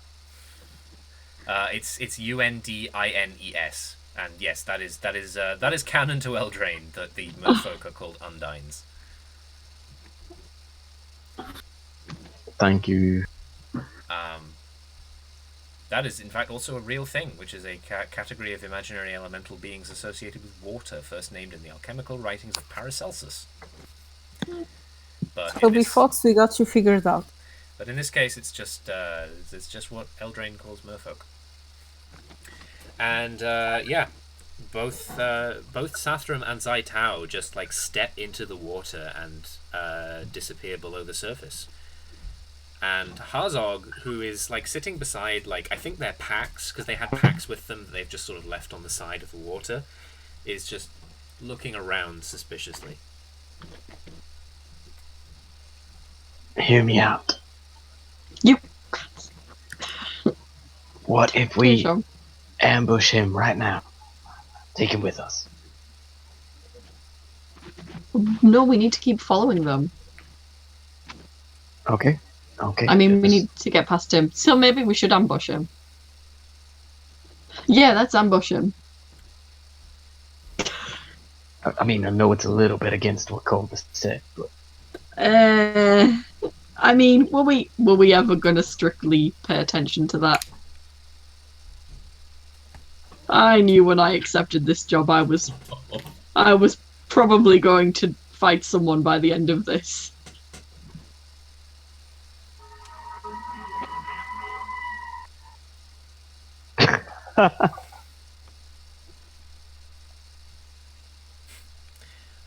So, what?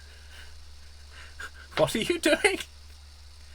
I'm laughing at the random scream that's just came out of Matt, I think. That was like an emergency services vehicle. Yeah. I thought it was like a really bad horror movie scream. It did sound a bit like that.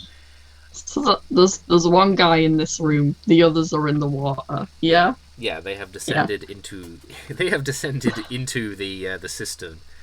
Yeah. Dejom's gonna run in and punch the other guy. Okay. Sure. Yeah, you let me play this character. I did allow you to play this very reckless, punchy boy. Oh boy, let me call it my Yosemite Sam jokes. Let's go. And this is the doggy boy, yeah? Yes, this is the doggy boy.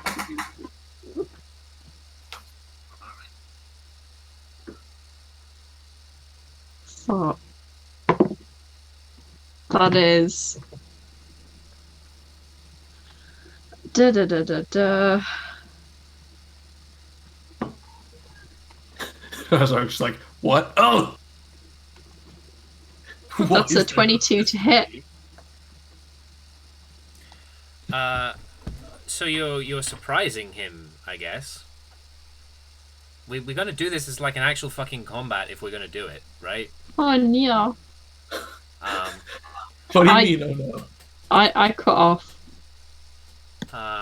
Right. Well, I guess everybody roll initiative, and we will sort out exactly who is and is not surprised. Oh, I get it. I think he's pretty fucking surprised. Yeah, no, there's an actual game mechanic for deciding I whether know. that is the case or not. You don't just get to say that he's surprised. I know. Okay. Should we put it down in chat or just say it? We'll put it down in chat and we'll say it. All right, because I've never been so happy. Okay.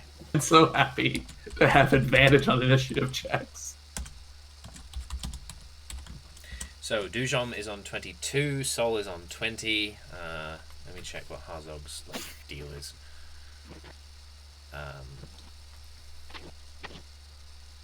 Harzog has +2 to this, so let me roll somewhere where this isn't cocked. Here. Harzog is on 10. Oh, get fucked, Harzog. It's gonna be good. I mean, Cassidy is on 22. 23 rather. And I like that presumably with that 5 and that 8 for Palomino and Yi Ching-ying, it just means that they're so fucking taken aback by Dujom going, well, if I must. I mean, I'm going to be real, a major problem that I have with writing down your character's name, Maxi, is that it has a diacritic in it. So I have to copy-paste it from elsewhere. Yeah. Which, if I do it from OneNote, is annoying, because OneNote wants to paste everything as an image. I don't understand why. If you do Control-Shift-V, yes, you should be... Yeah, no, thank you, Citro. I'm sorry, I didn't mean to shout at you, but I do know that. It's just I always forget it every time. I'm sorry.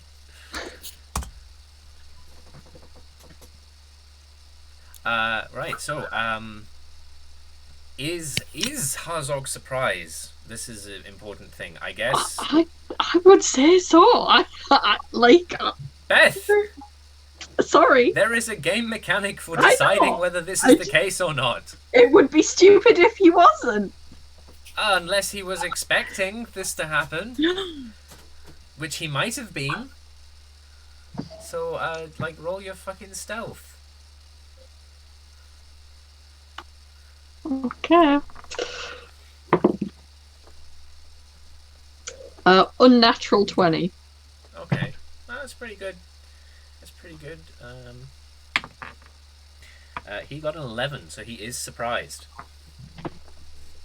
He loses his turn to being surprised as you leap out, and combat begins. Cassidy, what you gonna do?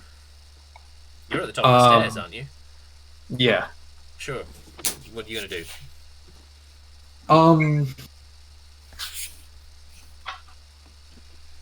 He's gonna like I'm gonna sneak down the stairs as best I can, I guess. Is he though? I mean, well, the thing is that I can't reach him in one turn. Yeah, I'd say stairs are about 60 feet, so you probably can't. Yeah, so I'm gonna sneak down the stairs. I want full effect on this one. Okay.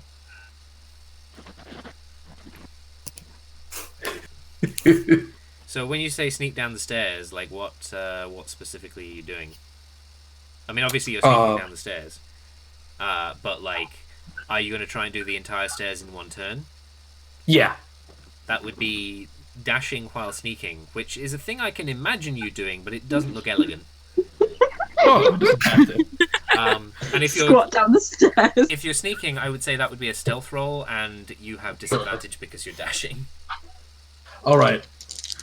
It's just like walking like a crab down the stairs, like Oh wow. scuttling down the stairs. Like Spike. Shockingly, that's still a 19.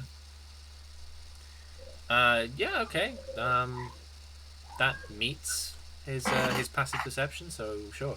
Yeah, you do it. He does not know that you're here.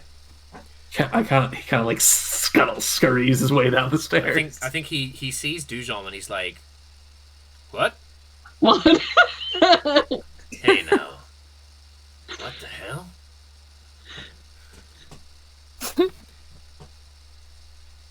He's totally unprepared. Who's next? Yeah. It's Dujon. It's me. It's very like he's on his own. Rush him! I'm going to attack him, and I attack twice in my turn. And I'm also going to spend a key point to try and stun him. Okay. Got that? Right, okay. Sure. So, he needs to make a con save or be stunned for the round. He's already not doing anything for the round. Yeah, I know, it's stunned for next round. Oh, stunned for next round. Right. Okay. Is it? What? I thought it wasn't. Because, to be clear, he still gets a turn this round. He just can't do anything on it because he's surprised. Right. That's how surprise works in 5th edition. There's no such thing as a surprise round. It was supposed to be like better and more extensible and like creatures to become surprised in the middle of rounds, but it was just confusing and weird. Hang on. Let me reread stuff because it might be until my next round. Actually, that's a good if it's point. until your next turn, then yes, he would. Yeah. He that would actually be entirely the same. I don't know. Where why I did said it go? different.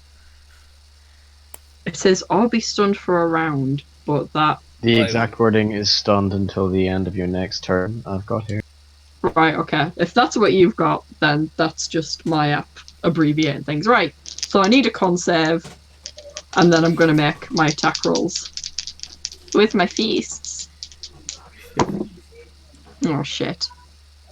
They weren't very good. I've got a 12 here, and I've got a 7. Like, no. Yeah. Your feasts bounce off his hide armor that he's wearing. Yeah, I still need that con save though. Okay. I'm pretty sure. Wait, what? That doesn't make any sense. Why would he need to make a con save if you didn't hit him? It just says when you make an attack. I don't know what it says in other PHB things. is when you hit. Hit. Right. Okay then. Then he just don't need to make a con save. So presumably I just fucking freak him the fuck out. I don't know. He's just like, what? You just run up to him and go, "Ah!" It's like, what? No. What? No. I feel like because of your hasty decision, you deserve to miss. I know, yeah, it's true. But it can be on It's very any Dujon, just like, ah! If I'd hit and I'd stunned him, that would have just reinforced Ducham's worldview that, like, it's completely okay to just, I'm gonna go kill a dude randomly. Like, you know, he's learning, he's young. It's Sol's The turn. moron. What's the distance from Saul to Herzog? Round about about 60 feet down the stairs. Okay,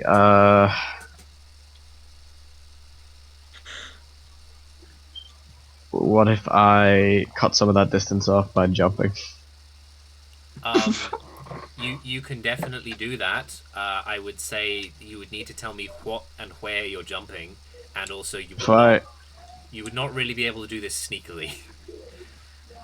In a surprise round, I do have advantage anyway, so I don't need to worry too much about being sneaky. Fair dues. No, sorry. Are you trying to attack? You can't, yeah, but I need to get jump within 60 feet and then attack. No. If I go like 20 feet down the stairs and then jump, what vertical distance are we talking? I suppose I'm not gonna kill him. See, I took daggers as my only weapon, and that means I need to get within 50 feet to be useful. 60 foot puts me just outside that range. 20 foot down, I would say, like, probably 20 foot down. And then, yeah, I'll go down 20 feet and then jump. And midair, I'm gonna throw a dagger. That sounds cool as hell, so yes, I will allow you to do it.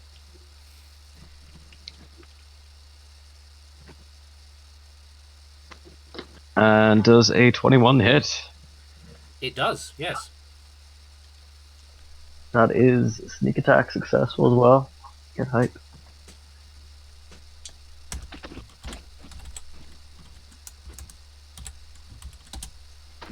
How much damage? 22 damage overall. Nice. I will then throw another dagger with my bonus action. Okay, no, bullshit, right? You have to land before you can throw another dagger. No, just throw them both at once, it's fine. Alright, fine. And that one's like a 1d4 damage. It's 23 to hit, and 3 damage. Wait, so how much damage is that in total? What's the first 21 plus 3, so... Did I say 21? I think I said 21. I thought you said 22. It's what I had written down.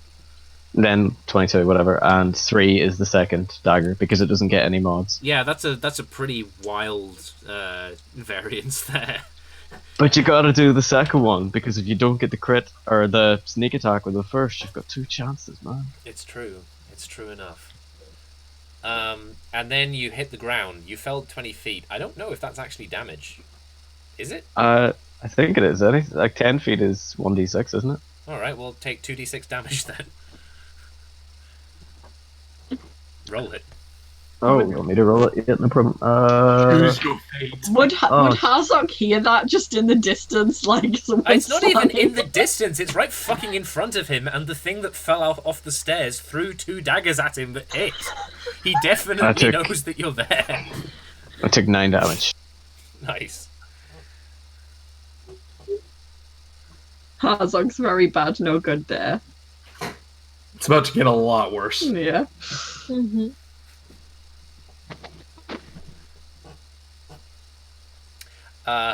Who is next?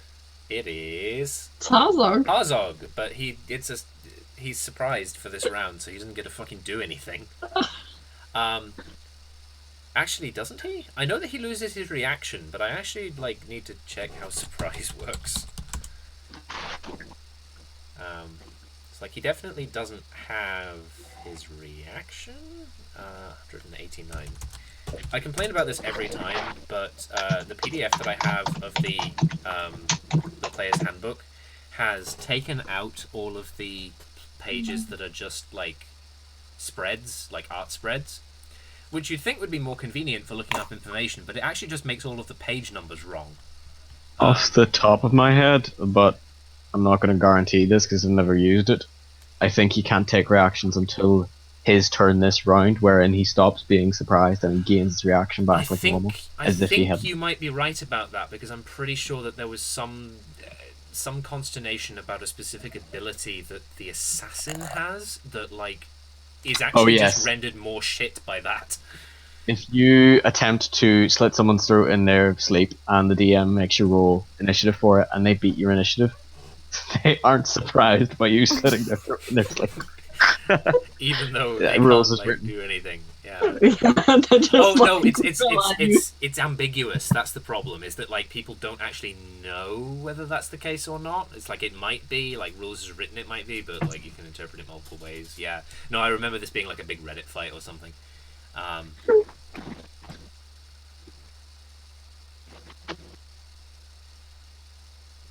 If you're surprised, you can't move or take an action on your first turn of the combat, and you can't take a reaction until that turn ends. Nothing about bonus actions.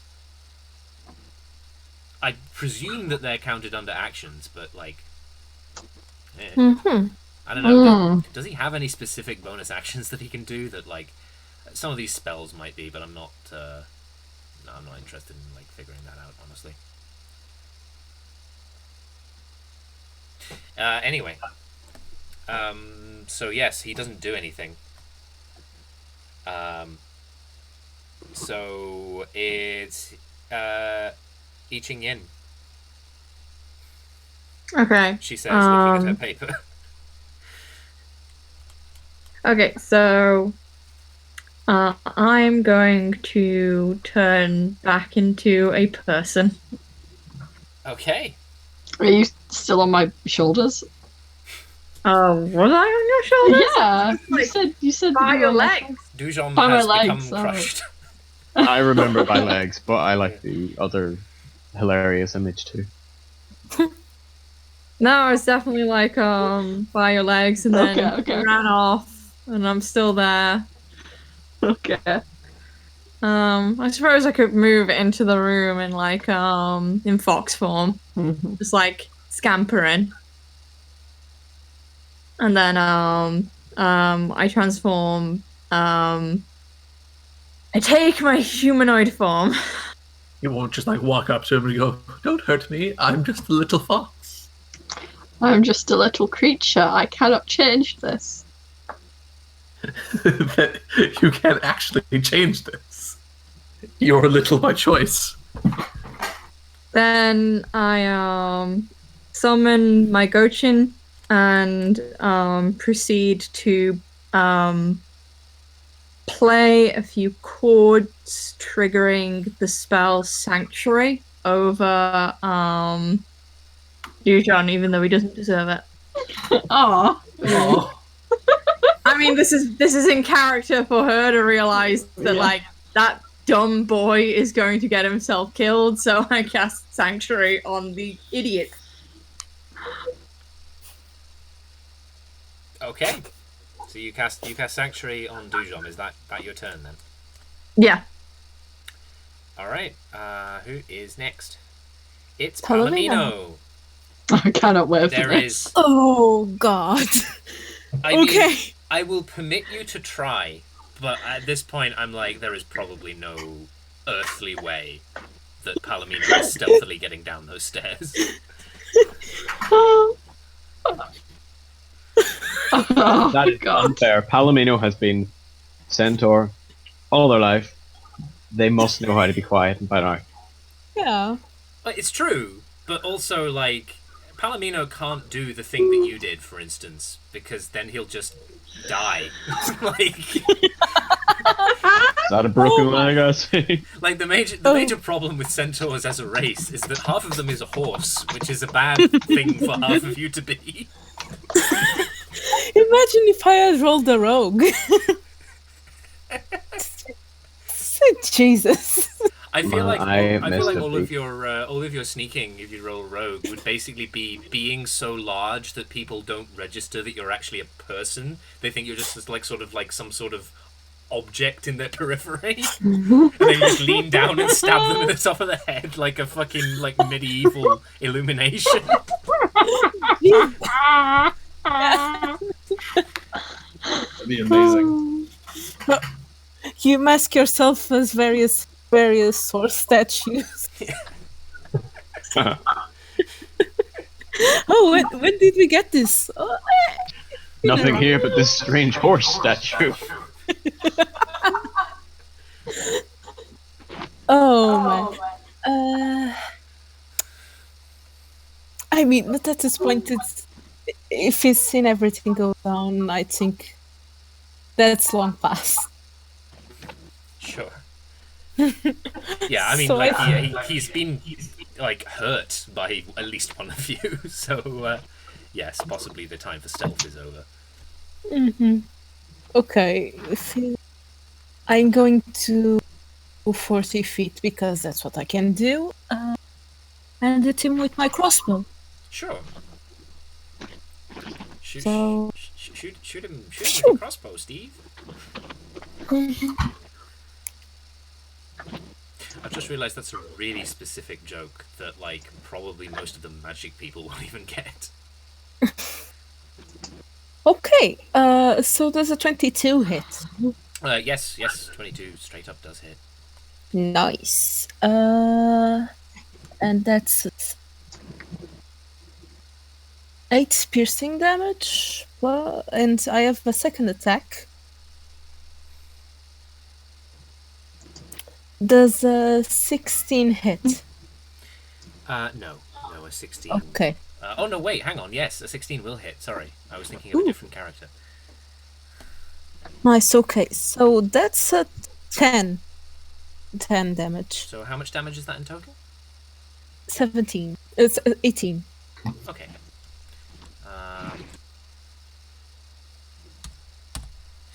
Shum, shum.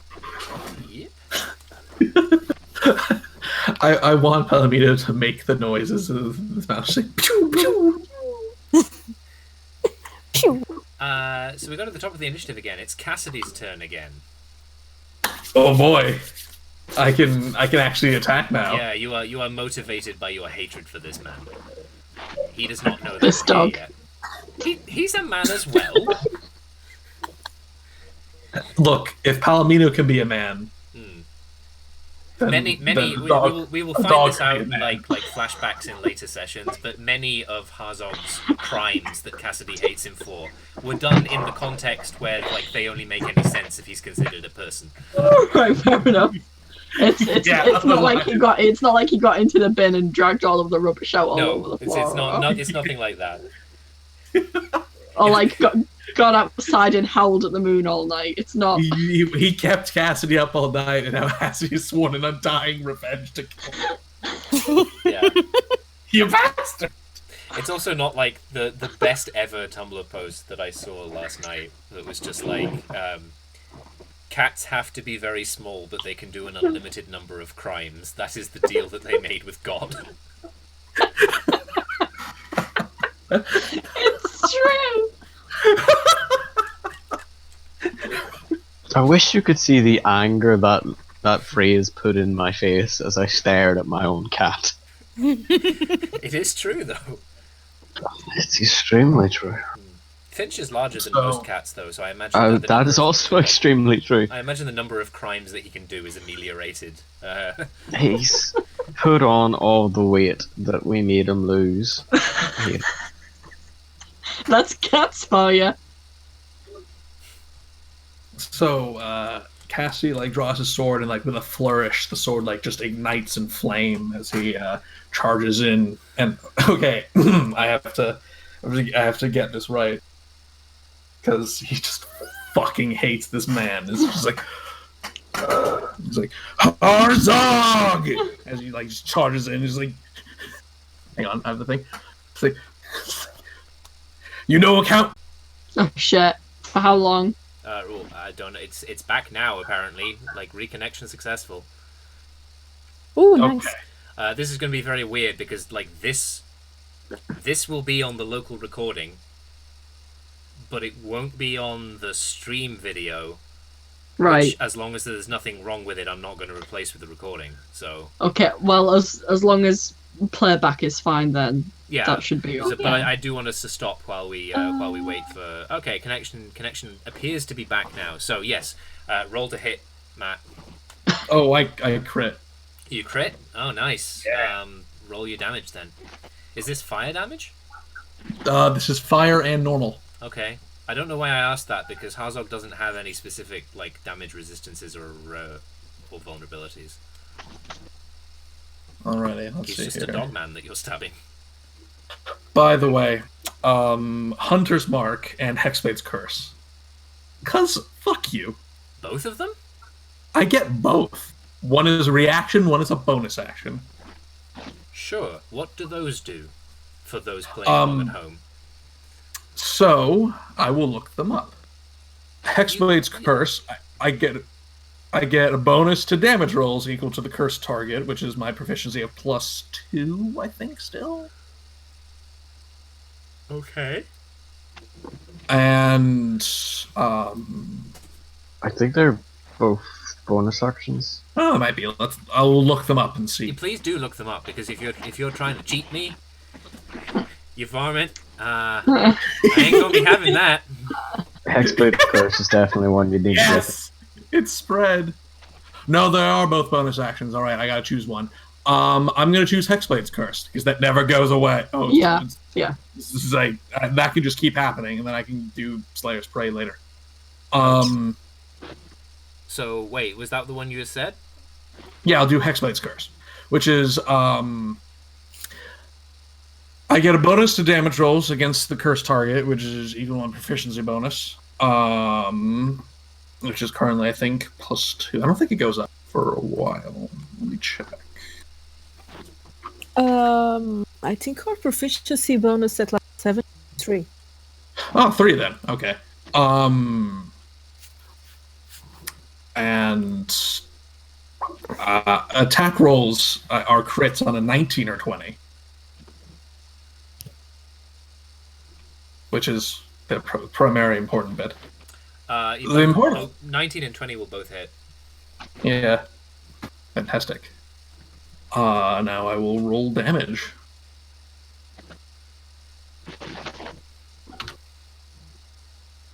This is +8.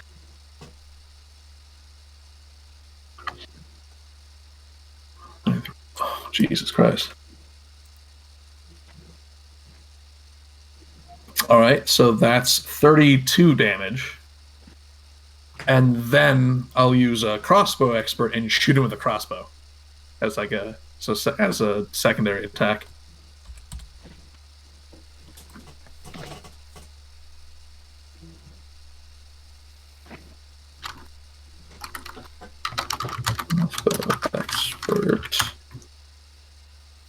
Crossbow expert.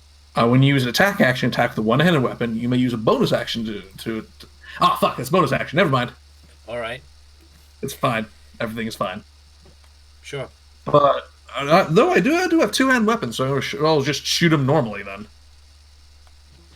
Okay. I just can't infinitely shoot him with a crossbow.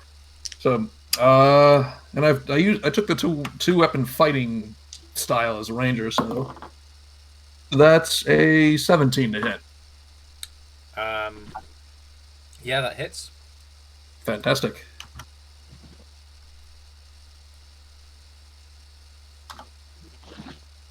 Uh, 13 damage from the bonus crossbow. It just kind of like gets him in the gut. Okay. Who is next? It's me. It's Dujon. How hurt does he look? Pretty badly fucking hurt. He's like stuck Cool. with like daggers and crossbow bolts and shit. Cool. And I guess gonna he's go. vaguely on fire as well because of the flaming sword. Right, I'm gonna go for another stunning blow. So let's hope this hits. Okay, that's better. That's a 19. That hits. Okay, I need a con save then. Okay. Oh, this is non-lethal damage, by the way. I should Yeah. should have said that. What? Why? That's a 4. Oh right, yeah. Thank you. That fails. So he's stunned until the end of my next turn. What And damage then- did you do? Sorry. Oh, sorry. It's just a. That is 6 damage. Okay. So And he's then- stunned. What does stunned mean? He can't do anything until the end of my next turn. Does he count as incapacitated? No, it counts as stunned. Okay, that's a damn. I want to drink him. Let me see. Stunned. No, he does count as incapacitated. Oh, Stunned right, okay. creature is incapacitated, can't move, and can speak only falteringly. It automatically fails strength and dexterity throws, and attack rolls against it have advantage. And then, with that in mind, I will then I then kick him in his face. Get him! So Kick the doggy. advantage. That's a 23 to hit. Yeah, 23 will hit.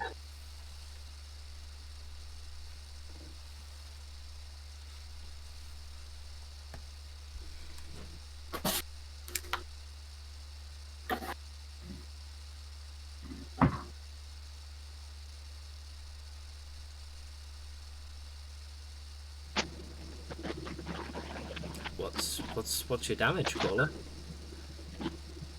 Hello? Hello? Hello. Oh, for fuck's sake. Language. Hello? Sorry. Hello? Hello. Yeah, hello. I couldn't Hello? hear anyone for a second. That's 4 non-lethal damage. Okay.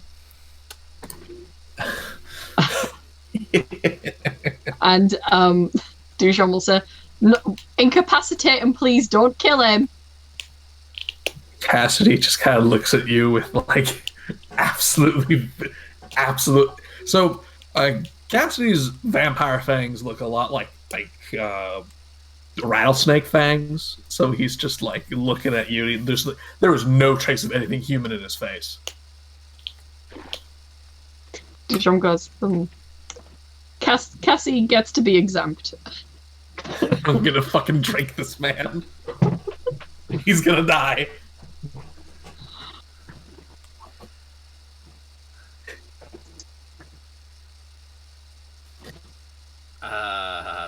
Right, is Dujon done? That's it, yeah. It's Soul next. Okay. Solitude is going to bum rush and start stabbing. I guess in some attempt to be non-lethal, I'll be aiming for like the less important areas, like the shoulders. It's like Just trying to take him down. You're just stabbing him with a flaming sword. It's one of those daggers where the blade goes back inside the handle. It's a trick. Hey, I tell you what, when we do like Dawn Somber 2, which has guns in it, watching you all attempt to shoot people non-lethally is going to be real fucking wild. Bold of you. Bold of you to assume we're not just going to murder everyone again. 22. Yes, go. 22 does hit, yes. Sweet. That also triggers sneak attack because Dujon is also engaged. Yes. Yeah, Dujon is right up next to him. I'm gonna be real, Beth. It's real fucking difficult not to call your character Dijon, especially since I cooked with mustard today. Yeah. 21 damage overall. Okay.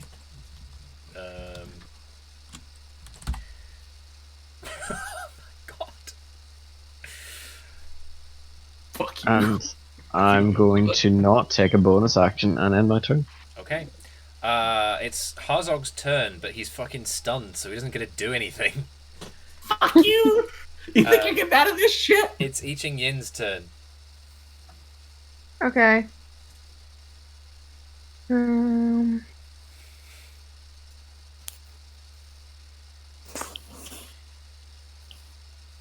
So how's the situation? Is Harzog looks beaten black and blue. He's just sort of reeling from being stunned. Everybody's just fucking wailing on him. They're just beating him up. It's true. It's true. I do intend to kill this man. World's worst dog sanctuary.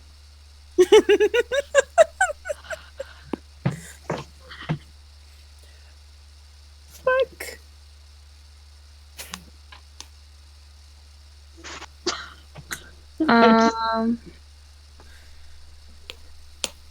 Oh yeah, I can't use that spell because I'm pretty sure Sanctuary's concentration. Oh no, it's not. Is it not? Yeah, it's not. Oh, That cool. surprised me Well, do whatever. because I know then. that it lasts a while. Which spell? Sanctuary. Sanctuary. I'm pretty sure it ends when the target makes an aggressive action. Oh, like right, a yes. Oh, yeah, so Sanctuary it would have wouldn't matter. ended when Dujon decided to beat the shit out of Harzog. So never mind. I don't mean to sound like I'm trying to rules lawyer. I just I've read the books like cover to cover because I get bored. That's the main thing about Sanctuary, to be honest. Although I don't know that it really needs that.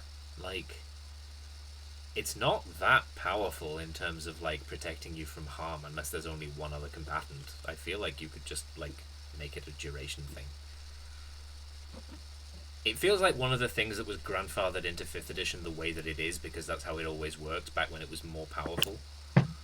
I mean, I feel like it's one of those spells where you think it's not that good till somebody pulls out that use of it that makes you go, ah, fuck, wow, you know?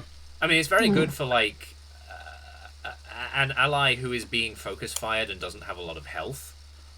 Like, but that's not what's happening here. What's happening here is that you all have fucking bum rushed this one guy and you're beating the shit out of him. Not lethally. No. I'm sorry. Stop resisting. Alright, sorry. 4 of you are non-lethally beating the shit out of a guy and Cassidy is trying to kill him. Excuse you, I'm non-lethally stabbing him. Yeah, alright. I'm sure that there's a comment that could be, a conversation that could be had in the comments about whether stabbing counts as beating the shit out of. That's what stabbing the shit out of. Amazing. Jeez. Yes, it's Eating Yin's turn. I think she's going to play a few more chords and cast Bless on. It is. That's up to 3 creatures. So, Cassidy, Dujan, and Solitude. Beautiful. Okay. That is my turn. Right, then it is Palomino. Who is still like 20 feet up the stairs. Yeah.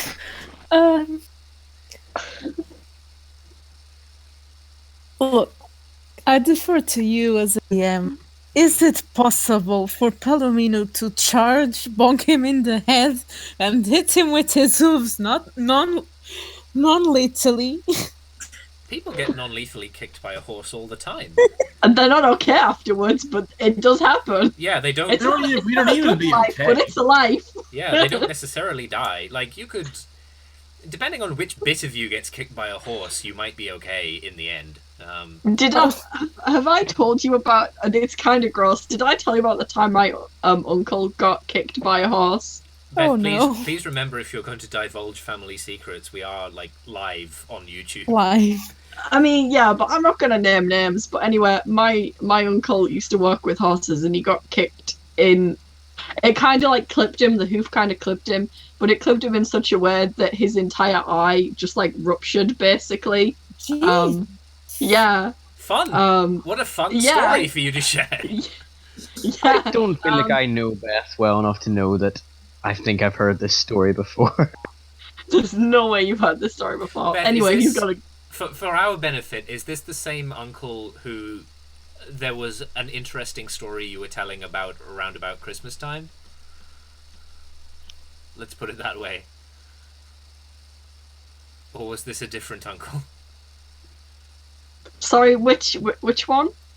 There was an uncle to whom around about Christmas time events were happening, largely of his own creation. No, different. That is an uncle by marriage. This is my actual related blood uncle. Okay, blood uncle. That sounds like the shittiest Warhammer expansion. They're definitely a really good band. Oh yeah, I would Blood say so. uncle. Blood uncle, and everyone wears an eye patch. He doesn't wear an eye patch, do you know by the way. what? He has They're a glass eye. Like Blood Uncle would be like they have one really, really good album, and it's like their second album, and everything else they produce is dog shit. But yeah, he's got a glass eye now. So. Kaidoki. So, I want to charge the guy, hit him twice with the quarterstaff, and then hit him with my hooves. All of this non-lethally. Sure. I always You feel kick him in like the side of his face, and his eyes pop like a grape. okay. I need you all to understand a thing. In 5th edition, you don't have to do non-lethal damage. You just have to get to the point where an attack that you do would kill someone, and you say, "I don't want to die," and then they don't die. Like. Again, it's one of those things that was supposed to make the quality of life easier, but it's actually not, because it's not well explained, and it's also kind of weird, because it's just one, like, somebody's about to die, and you're like, no, wait! I mean, I like to point out that I'm not stabbing him in the chest or anything, though, you know? Yeah, no, I imagine that's the rub there, but, yeah, okay, so you're going to trample him to alive with your hooves. Bonk, bonk. So the first one is a 24 to hit. Yes, that hits. So that's 8 damage. And then the second quarter attack.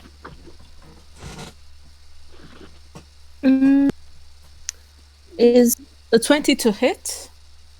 That hits. And another 8 damage, and Wait, sorry, are you counting up damage? Because I missed the first one. I missed the first Uh, damage. I'll give you the total once I'm done. Okay, sounds good. So the hooves are at 12 to hit. I think it might miss. Yeah, that misses. His hide armor protects him.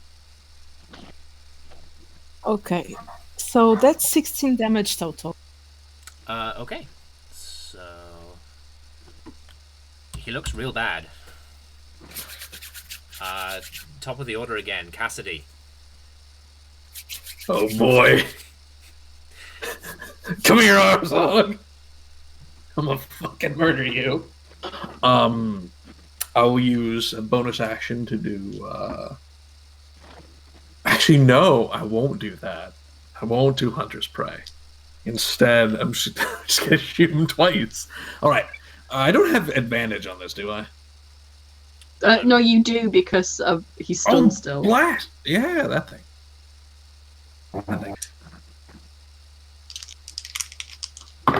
I have blessed.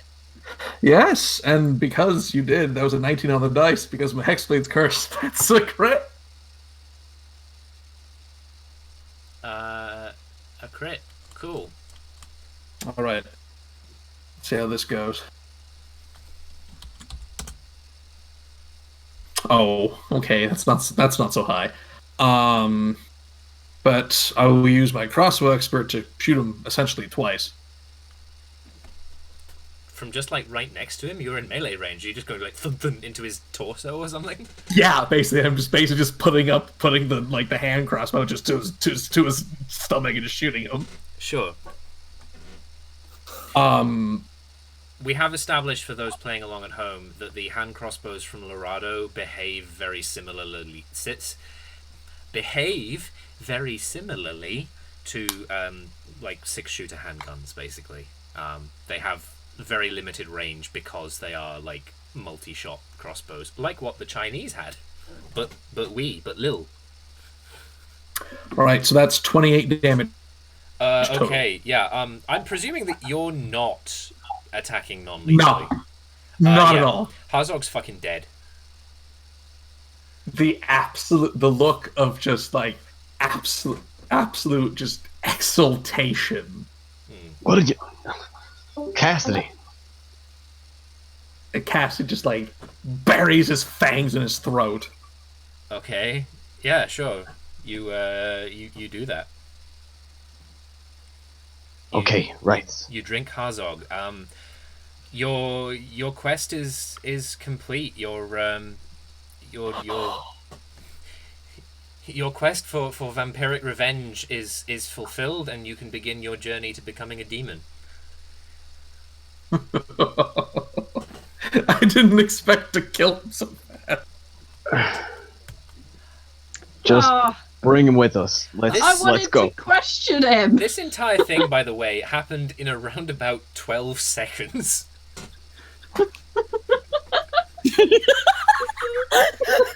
My big bad, the person I've been chasing, dead. First encounter. Sometimes life comes at you fast. Sometimes Cassidy comes at you fast. Solitude is gonna grab Cassidy by the shoulder and turn him around. He's gonna like poke him sternly in the sternum and be like, "You are explaining this to Coma.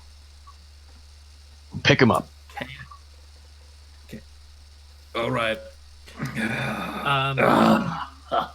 You see bubbles rising from the bottom of the pool.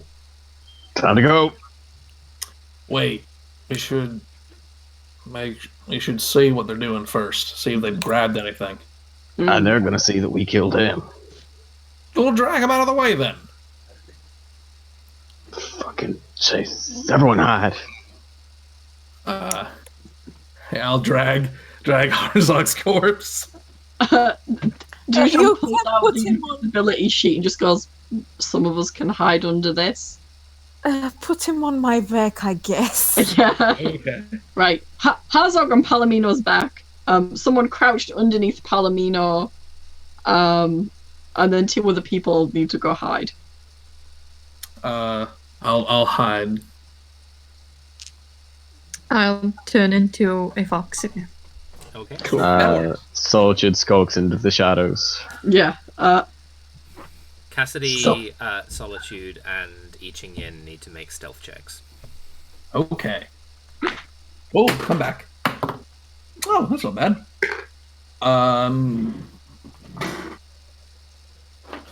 19. 18.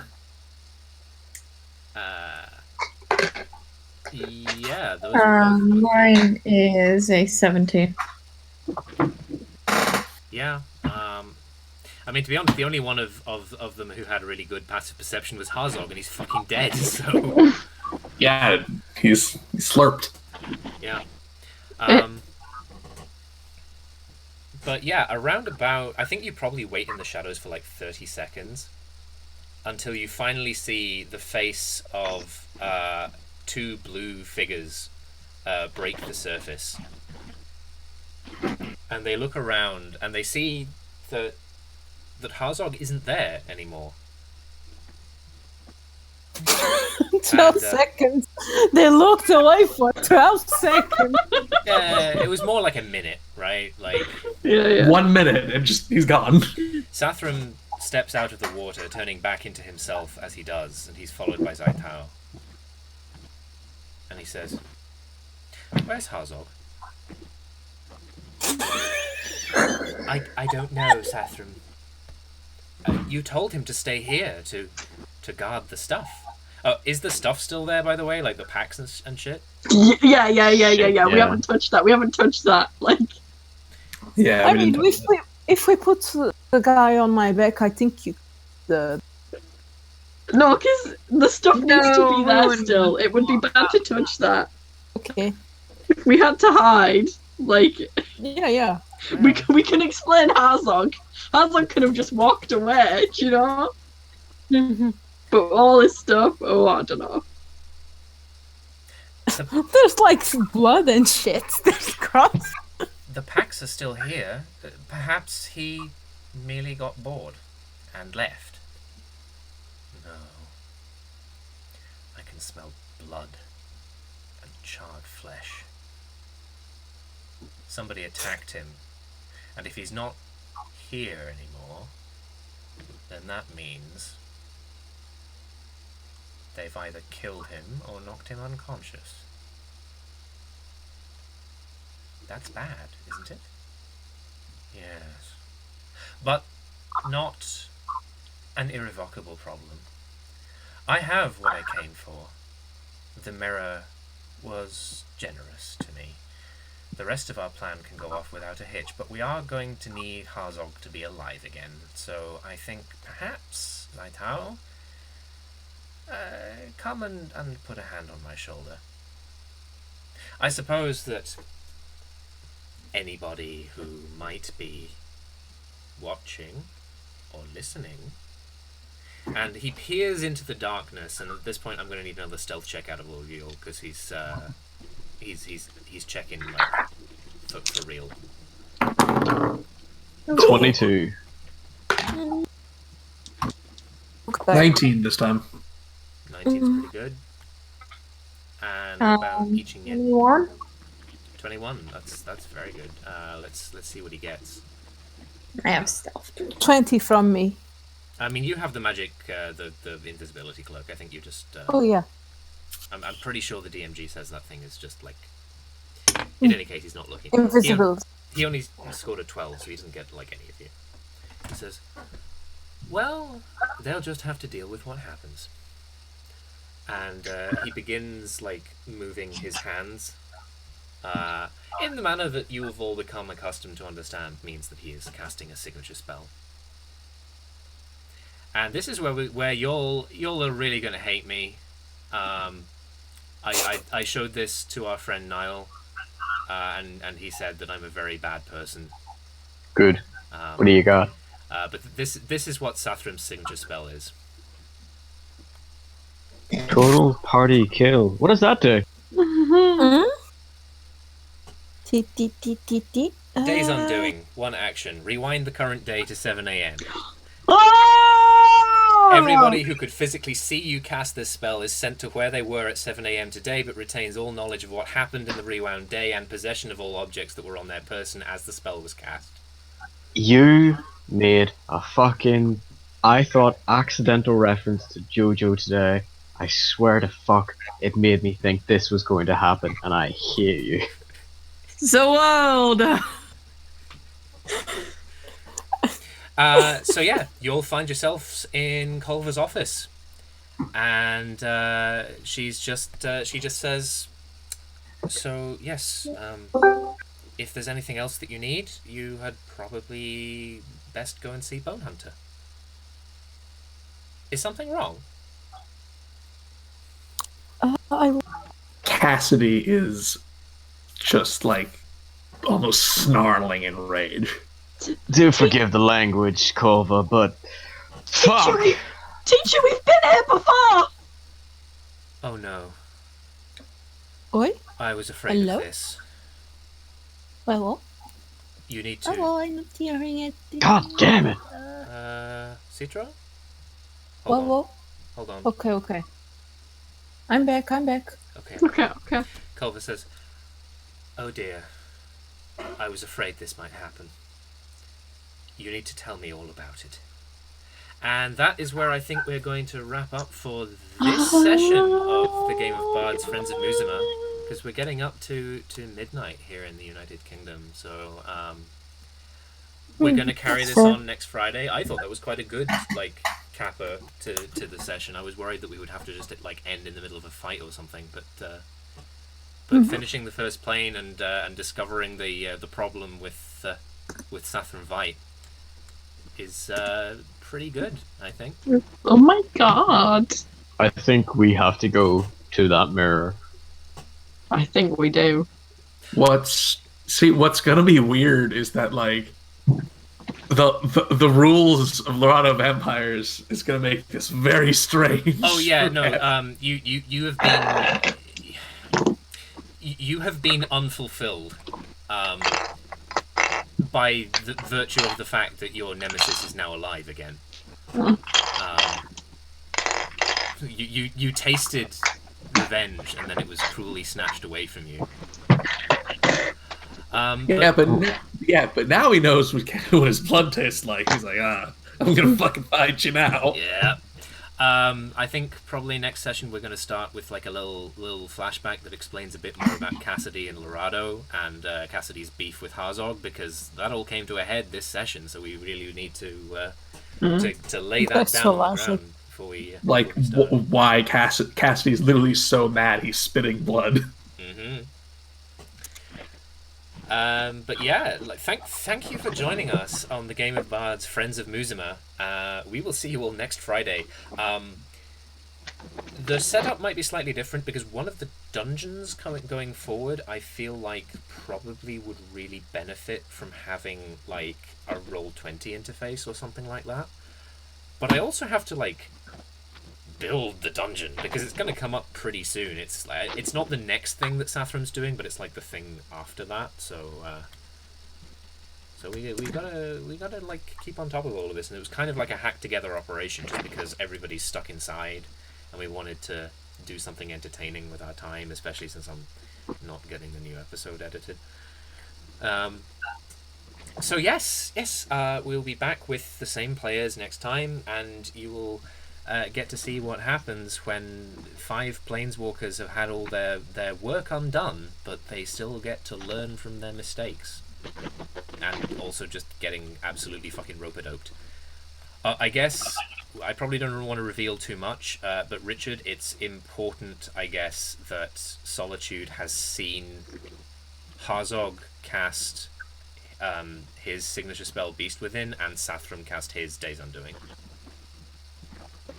Yeah, I noticed. Don't worry. You know what that means. Right, so yes, thank you for joining us, everybody in the audience and everybody who comes to see the YouTube video, assuming that it's actually fucking watchable. I don't know. I think we fixed the audio sync problem, but I'm not certain. There is a locally recorded version that I really hope doesn't have that problem. If the upload has that problem, if the upload has that problem, I will upload the locally recorded version. And yes, we're done. We're just about 3 hours on the stream. That's pretty great.